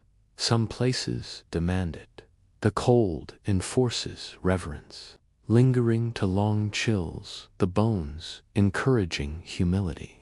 I adjust a lamp that flickers weakly, its flame struggling against the wind. Footsteps have worn a shallow hollow here. People pause under this light, instinctively drawn to brightness in dark times. I think of how many decisions were made standing in this exact spot, how many lives redirected, footsteps turning left instead of right, leading to survival or loss. The city does not interfere, it only records, and recording is enough. Memory shapes future choices. People learn from patterns, even if they cannot name them. I move toward the edge of my route, where newer stones meet older earth. Footsteps feel different here, less certain. The ground not yet fully claimed by habit. New districts always feel quieter at night, their memories thinner.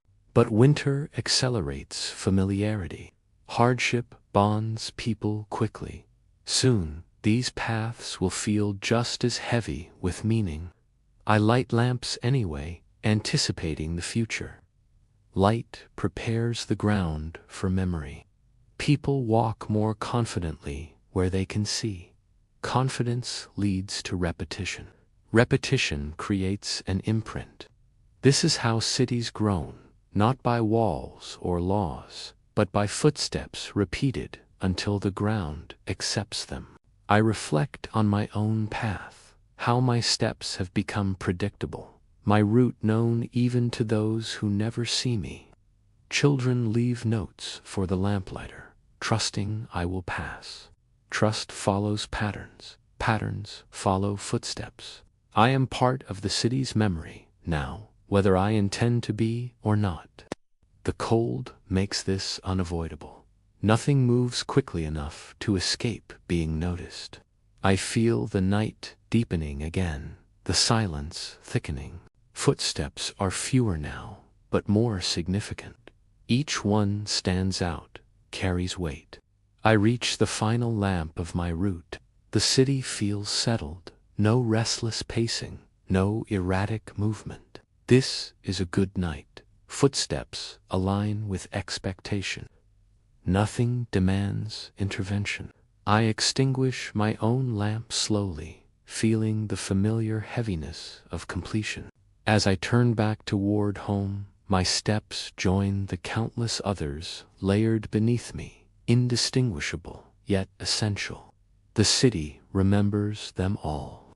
And tomorrow night, when darkness returns, it will listen again, waiting patiently for the next set of footsteps to tell it another quiet story.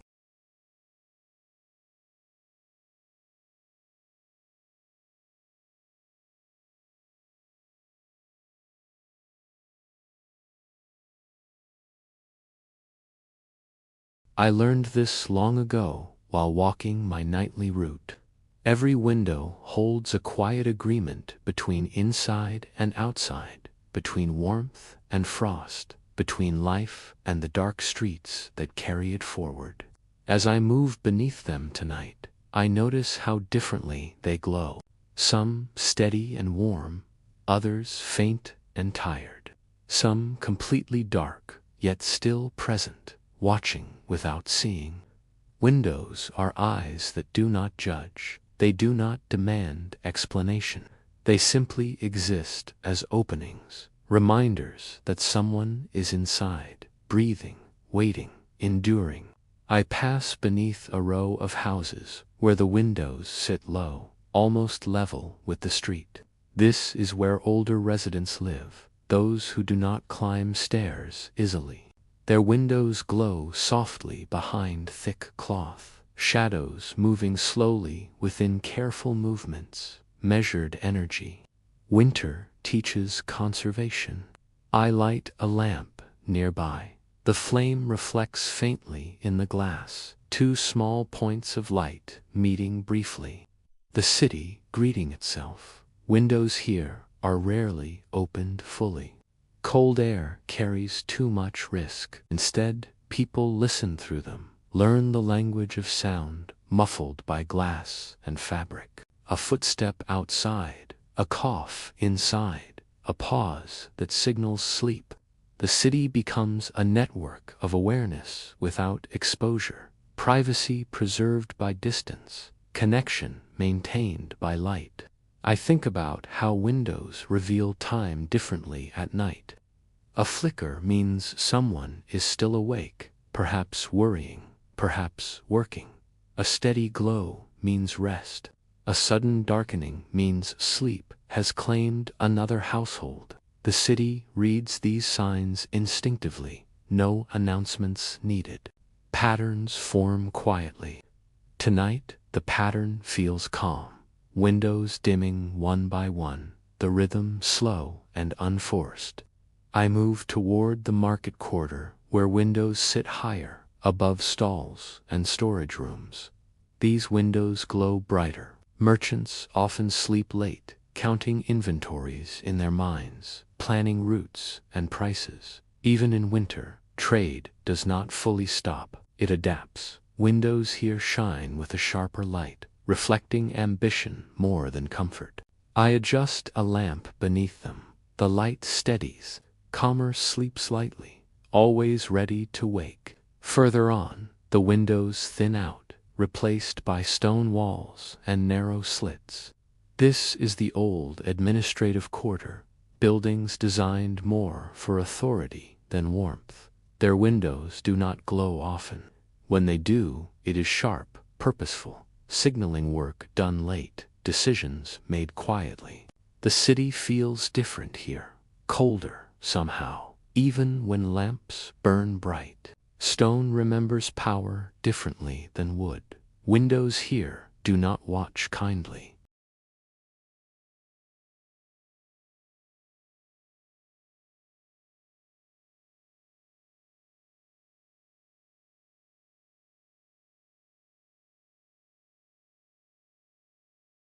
As I return toward the residential streets again, the atmosphere softens. Windows lower, light warmer, sounds gentler. I hear the faint clink of a cup being set down, a soft murmur of voices settling into sleep. Windows hold these moments without intruding. They witness without claiming. This is their gift. I pause beneath one window where a child's silhouette moves restlessly. The light flickers as someone pulls a curtain tighter. Bedtime negotiations happen everywhere. Winter nights are long. Children resist them. Adults surrender early. I smile quietly, though no one sees it.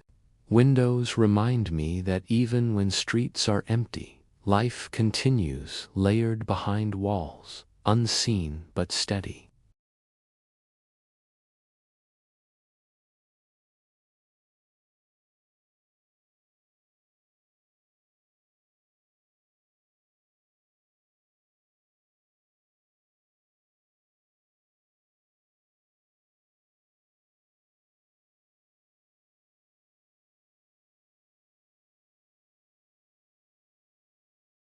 I light another lamp at a crossing where three houses face one another. Their windows form a triangle of faint glow, neighbors aware of each other without conversation. If one window stays dark too long, questions arise. Concern travels quietly, assistance follows without drama. Windows are signals, not displays. They communicate presence, absence, need. I remember a winter years ago when one window did not light for days. The city noticed. Someone knocked gently, then harder, then broke in to find sickness that could be treated. Survival depends on attention to small details. Windows teach this better than words. I continue walking as the night deepens. Fewer lights now, more dark glass, reflecting lamps, and stars faintly. Windows become mirrors, showing the city to itself. I see my own movement, reflected briefly, distorted by frost patterns, a reminder that I too am part of what the city observes. My role is temporary, yet repeated enough to matter. The cold sharpens the edges of glass, frost blooming across surfaces like delicate maps. Windows carry winter's artwork patiently, erased each morning by breath and cloth, then redrawn each night. I pause at the edge of my route where houses thin and fields begin. Windows here are rare, isolated points of light surrounded by darkness, each one precious, a beacon against vast cold. People living here are quieter, more self-contained. Their windows glow steadily, conservatively, no excess. Every flame is measured. I feel respect for them. Isolation teaches efficiency. They know exactly how much light they need and no more. I light a lamp nearby, its glow expanding the island of visibility slightly, connecting isolated windows to the larger city.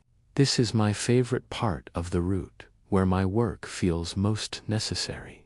The cold is harsher here, the dark deeper, the light more meaningful. I stand for a moment, listening to the silence thickened by distance. Windows do not speak, but they listen.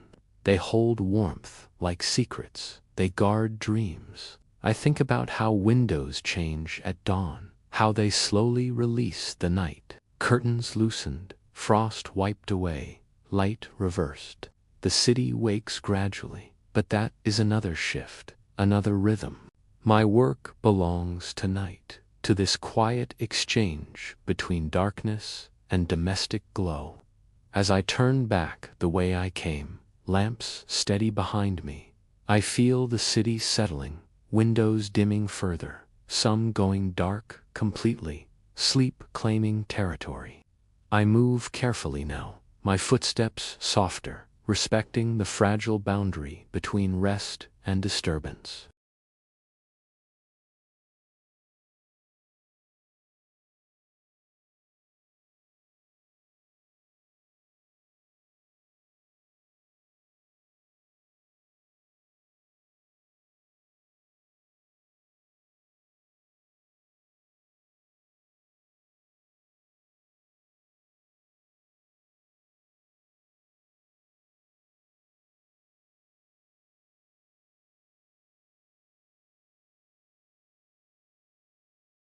I imagine the light that will fill it later, the warmth that will hold me, and I understand fully what windows are for.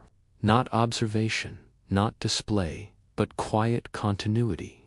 Proof that life endures behind fragile barriers. that light does not need to be loud to be strong, and that the city survives not because it watches, but because it allows itself to rest. Fire in this city is never allowed to sleep completely. It only rests with one eye open, waiting, breathing softly beneath ash and ember. Winter teaches this lesson early. A fire that dies fully is difficult to revive. Fingers grow numb, breath turns shallow, and panic arrives long before warmth does. So, people learn to keep the flame alive, quietly, patiently, feeding it just enough to endure the long night. As I walk my route tonight, I can feel the presence of thousands of small fires behind walls, beneath hearthstones, inside iron stoves. Each one is a living thing, tended with respect. Fire here isn't just decoration. It's not comfort alone. It is survival, measured in hours. I pass houses where smoke drifts upward in thin, steady lines, not rushing, not fading. It's a sign of a careful balance. Too much smoke wastes fuel. Too little risks death. Families learn this balance through winter after winter. Mistakes are remembered harshly. The city itself smells faintly of fire, wood, and time. It's a scent that settles into stone and clothing alike. I light a lamp near a cluster of homes and feel the warmth of nearby hearths radiating outward, invisible but real. Fire communicates across walls, one warmth acknowledging another. People feel safer knowing their neighbors' fires still live. A dark chimney raises concern faster than any shout. I remember a night years ago when a fire failed in one house. The cold crept in silently. By morning, it was too late. The city does not forget such lessons. Now, every fire is watched, not constantly, but attentively, the way one watches a sleeping child, trusting but aware. I move through streets where fires are banked low, families conserving fuel, embers glowing faintly like distant stars. These are patient fires, trained to last. They respond slowly to new wood, taking their time to wake fully. Winter rewards patience. A rushing fire leads to waste. Gentle tending leads to endurance. I pause near a bakery where the oven never fully cools, even at night. Bread must rise early, and warmth must be prepared hours in advance. The fire here hums softly, contained, disciplined. It knows its purpose. The city depends on such fires, specialized, reliable, always present. Further along, I reach the poorer quarter, where fires are smaller, more fragile. Fuel is scarce. People here tend their flames with almost reverent care. Every scrap of wood is counted, every ember protected. Through a low window, I see a woman crouched near her hearth, coaxing life from the ash. Her movements are slow, deliberate, with no wasted effort. The fire responds, a faint glow strengthening, warmth returning inch by inch. This is a conversation older than language, between human and flame. Winter strips it down to its purest form. I light a lamp outside her door, adding another layer of protection. Light and fire working together, inside and out, weaving the city together with heat. As I continue, I think about how fire shapes behavior. People gather closer, conversations shorten, the nights stretch inward. Fire draws our attention and demands our respect. You don't ignore it, you don't leave it unattended. The cold outside enforces this discipline. Fire becomes the center around which life organizes. I pass a guard post where a brazier burns steadily, Soldiers warming their hands, watching the shadows. Fire sharpens vigilance. It keeps eyes open, minds alert. A sleeping fire invites danger, not just the cold, but intrusion. Predators move more freely when warmth fades. The city understands this instinctively. Fire wards off more than frost. It pushes back fear, uncertainty, isolation. I move toward the outskirts, where fires are few and far between. Here, the cold feels heavier, more aggressive. The darkness stretches wider. Isolated homes guard their fires fiercely, their chimneys smoking like solitary signals of resistance. I pause longer here, ensuring my lamps burn bright, offering what reassurance I can. The fire inside will last longer, knowing light stands guard outside. I feel the night deepening again, the temperatures falling further. The fires respond by drawing inward, embers tightening, conserving their strength. This is the hour when vigilance matters most, when a careless ember might fade, when someone might sleep too deeply. I walk slowly, listening, not for sound, but for absence. A fire that has gone quiet has a different presence, a kind of hollowness. Tonight, I sense none. The city holds steady, its fires breathing together in a slow, collective rhythm. I think of how fire shapes memory. People remember winters by the fires that failed or endured, by nights spent feeding embers, or mornings waking to cold ash. Stories are told around hearths, and lessons are passed down with gestures, not just words. How to bank a fire, how to read its needs, how to trust it without becoming careless. Children learn this early. Their small hands reach toward the warmth and are guided back gently. Fire teaches boundaries as much as it teaches comfort. I reach the final stretch of my route and stop beneath a public hearth built into the stone wall. Travelers warm themselves here when passing through. The fire is low but alive. I add a piece of wood, not too large, just enough. The flame responds slowly, gratefully. I watch it settle, satisfied. This fire will last until morning. I know this by feel, by experience, by the way the embers shift. Winter teaches intuition. You learn to sense survival rather than calculate it. As I turn back toward home, lamps steady behind me, I feel the quiet confidence of a city whose fires have not slept, whose warmth persists against the cold's insistence. The night may deepen, the cold may sharpen, but fire remains, breathing softly, patient, enduring. And as long as it does, so will we. Thank you for walking with me tonight. If you enjoyed this journey, please like and subscribe for more stories. Sleep well. Breath becomes visible before words do in this city. It appears first as a pale cloud, soft and brief, then vanishes as quickly as it came. Winter teaches you to notice your breathing because the cold makes it undeniable. Every inhale stings slightly, and every exhale proves you are still here, still warm enough to continue.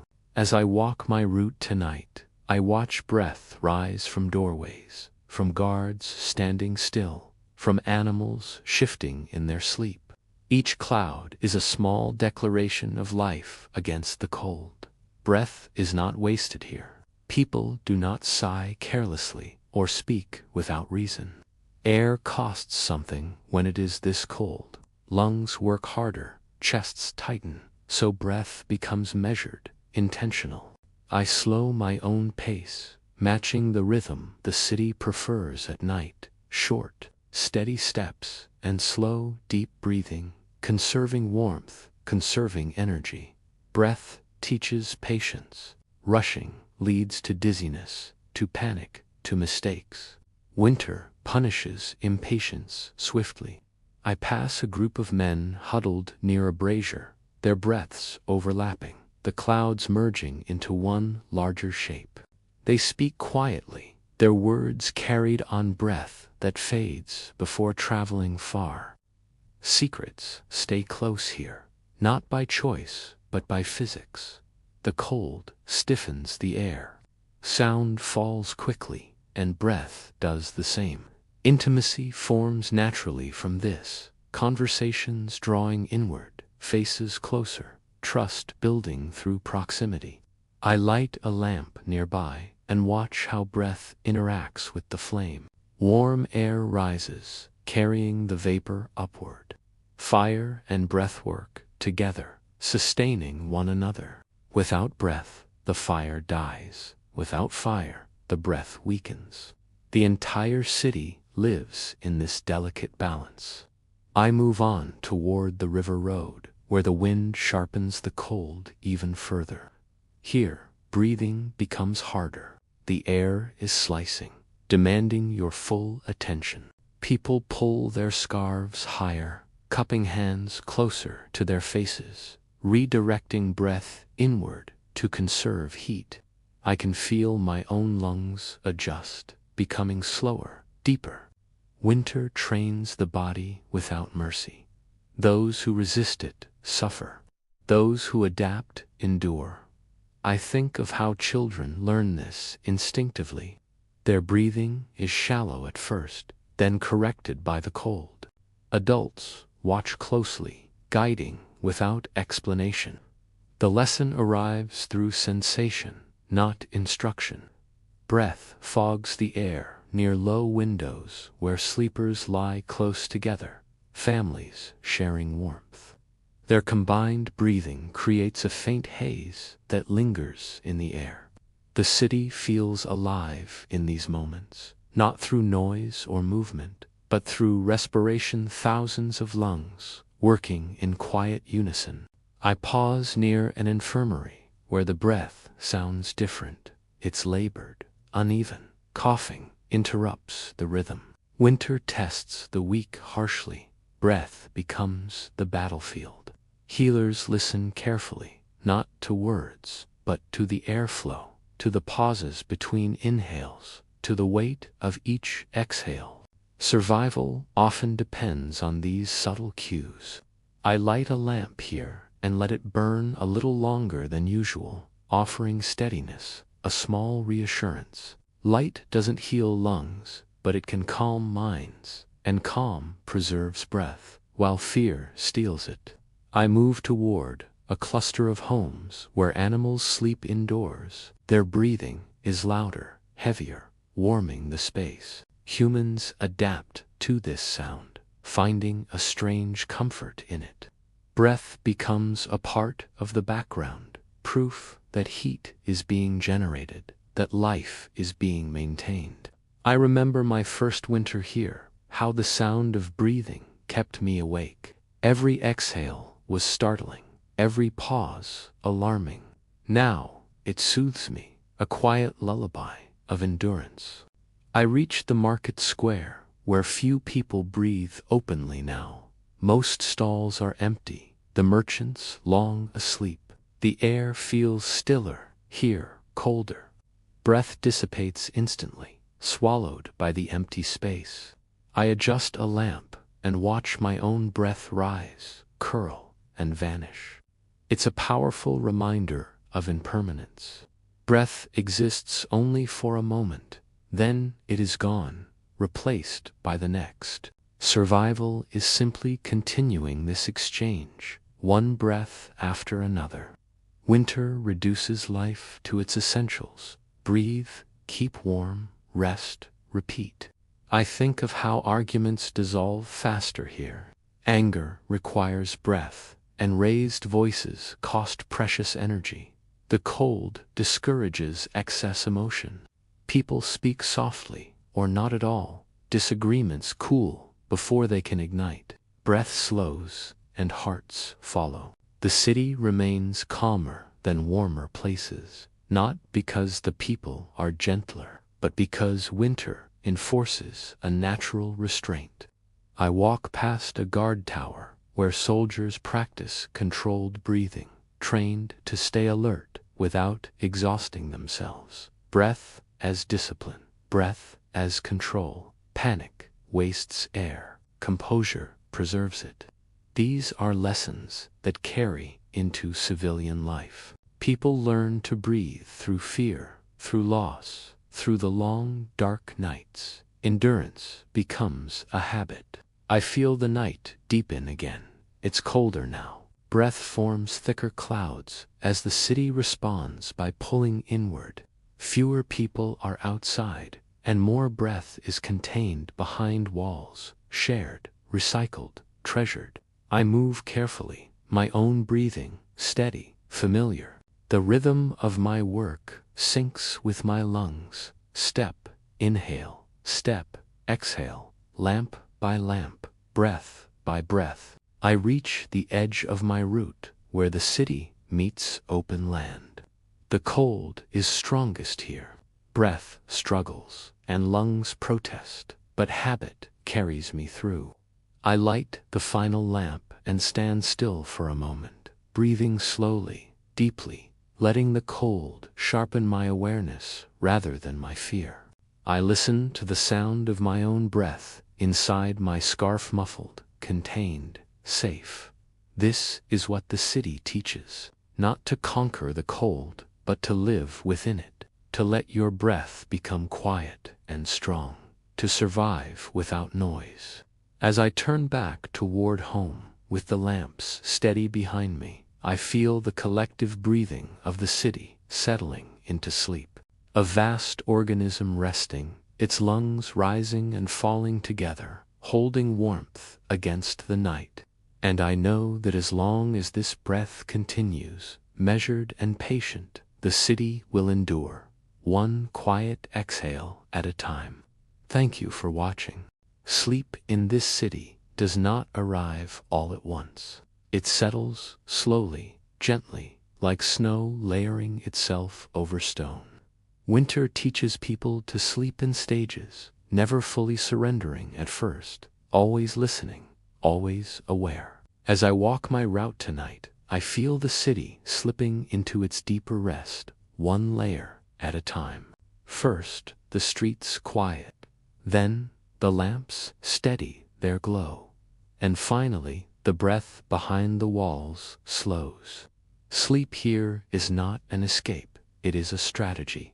Bodies rest while minds remain lightly tethered to the world, ready to respond if the fire fades or the cold presses harder. I pass houses where people lie fully clothed beneath heavy blankets, layers upon layers, trapping warmth, sleep wrapped in wool fur, memory. The first layer is shallow, eyes closed but ears open. This is the sleep of vigilance, common in winter. Parents listen for children shifting, for wind testing doors, for the fire settling too low.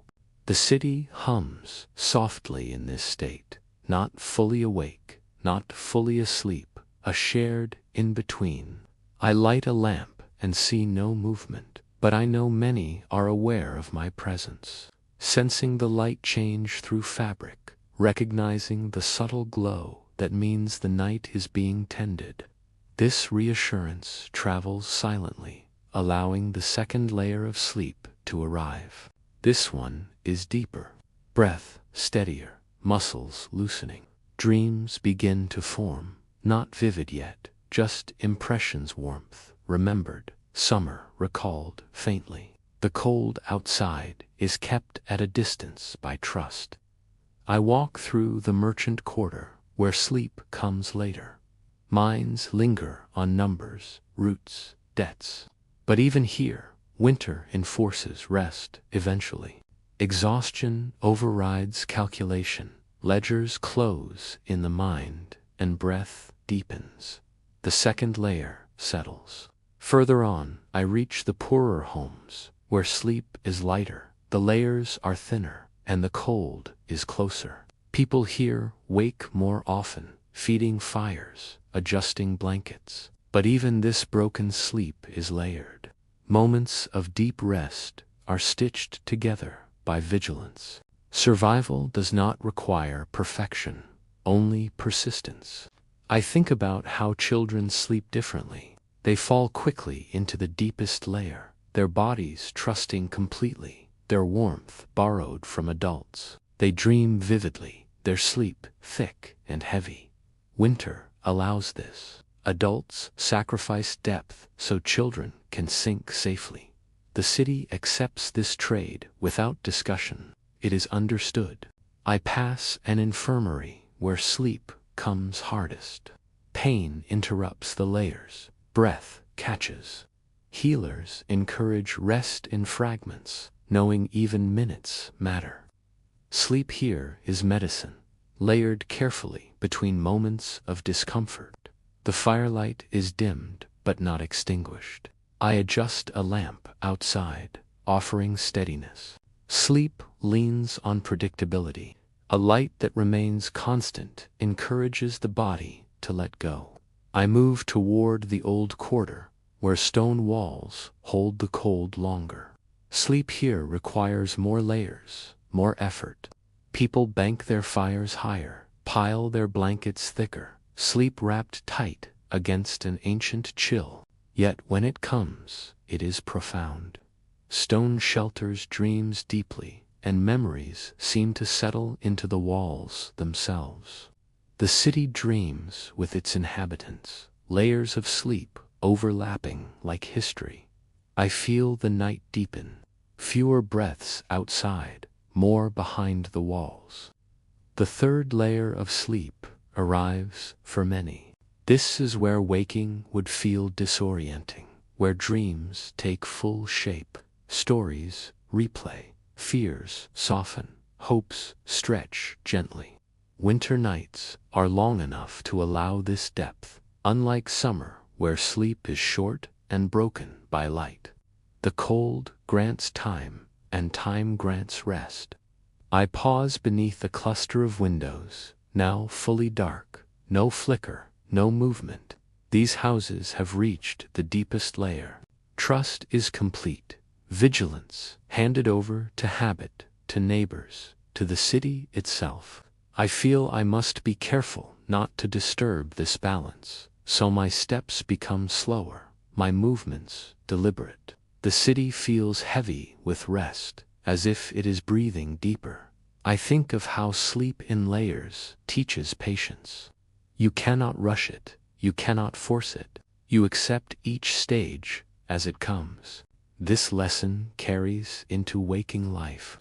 People here endure hardship with the same approach, one layer at a time, one adjustment at a time. Survival built gradually. I reach the final lamp of my route and let it burn a moment longer, guarding the threshold between rest and disturbance. Then I dim it slightly, signaling that the night is stable, safe, ready to hold its sleepers. As I turn back toward home, I feel my own body responding. My breath slows, my muscles soften. The city's rhythm is guiding my own. Sleep will come to me too, in layers. First, awareness will fade.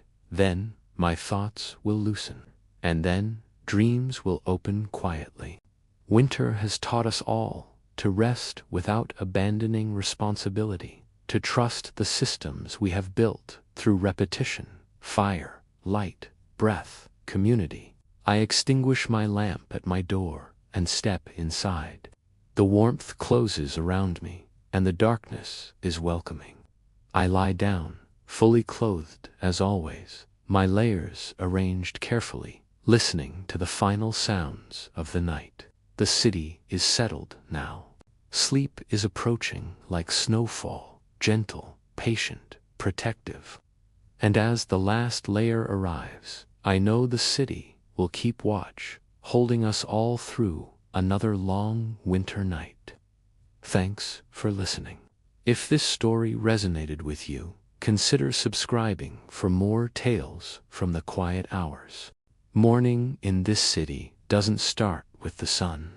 It begins much earlier, In that quiet hour when darkness starts to loosen its grip but refuses to leave completely, the cold still holds the streets and the lamps burn low but steady.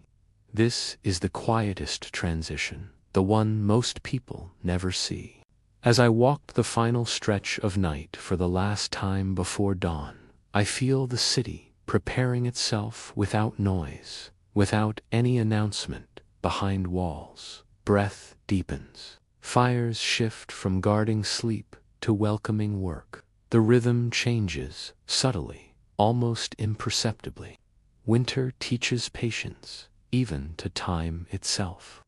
I pass houses where the deepest sleep has begun to thin. Bodies stir beneath layered blankets, not quite awake, not fully dreaming, either a gentle return toward awareness.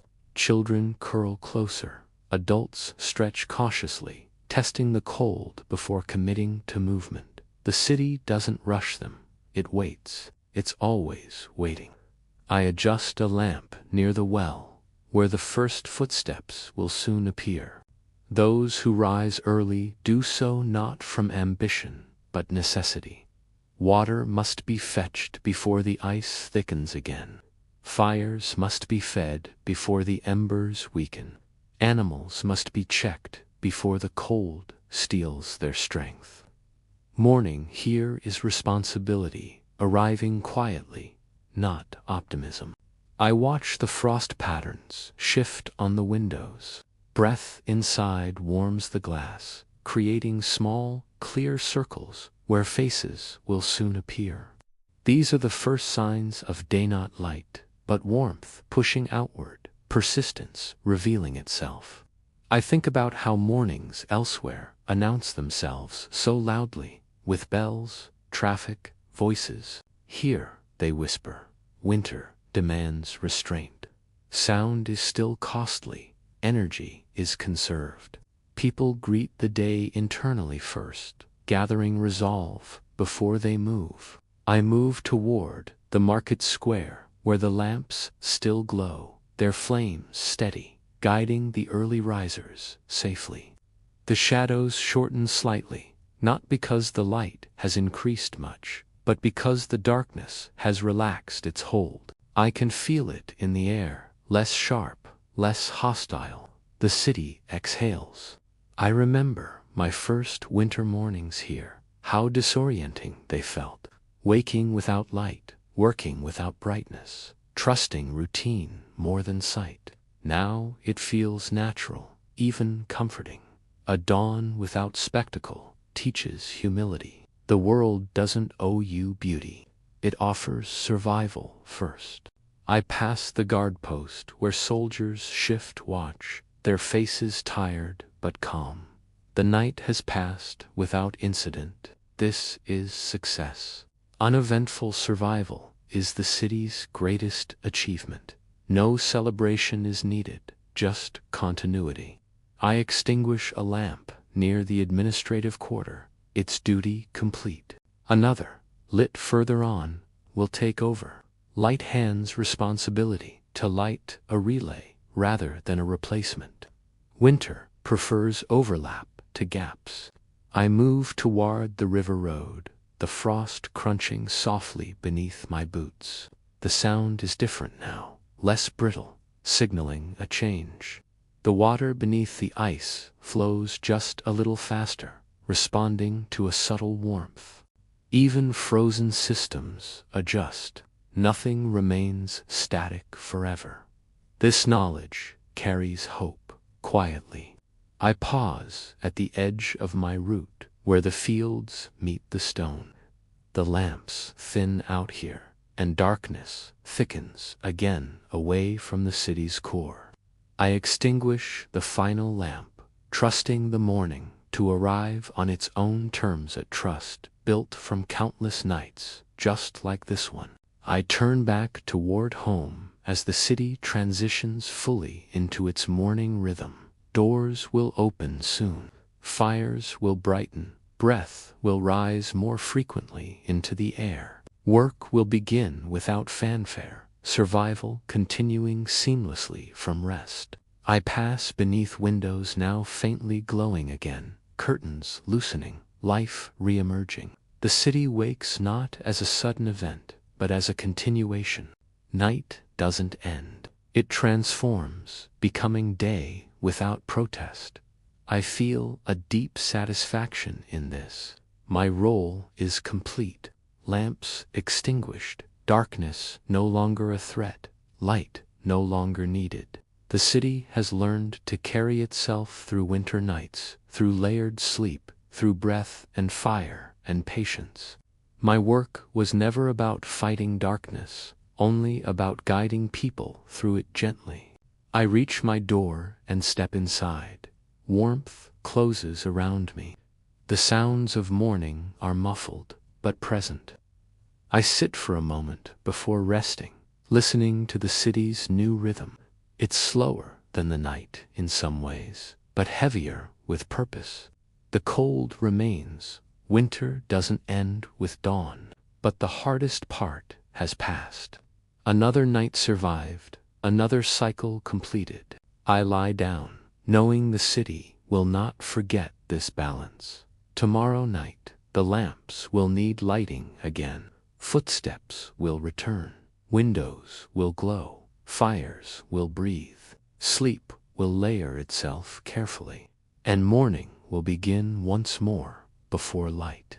This is how the city endures, not through grand moments, but through quiet repetition. And as I finally rest, letting sleep claim me fully now, I understand that survival here is not loud or heroic. It is steady, humble, and deeply human. One night at a time, one dawn without light, carried forward patiently into another day.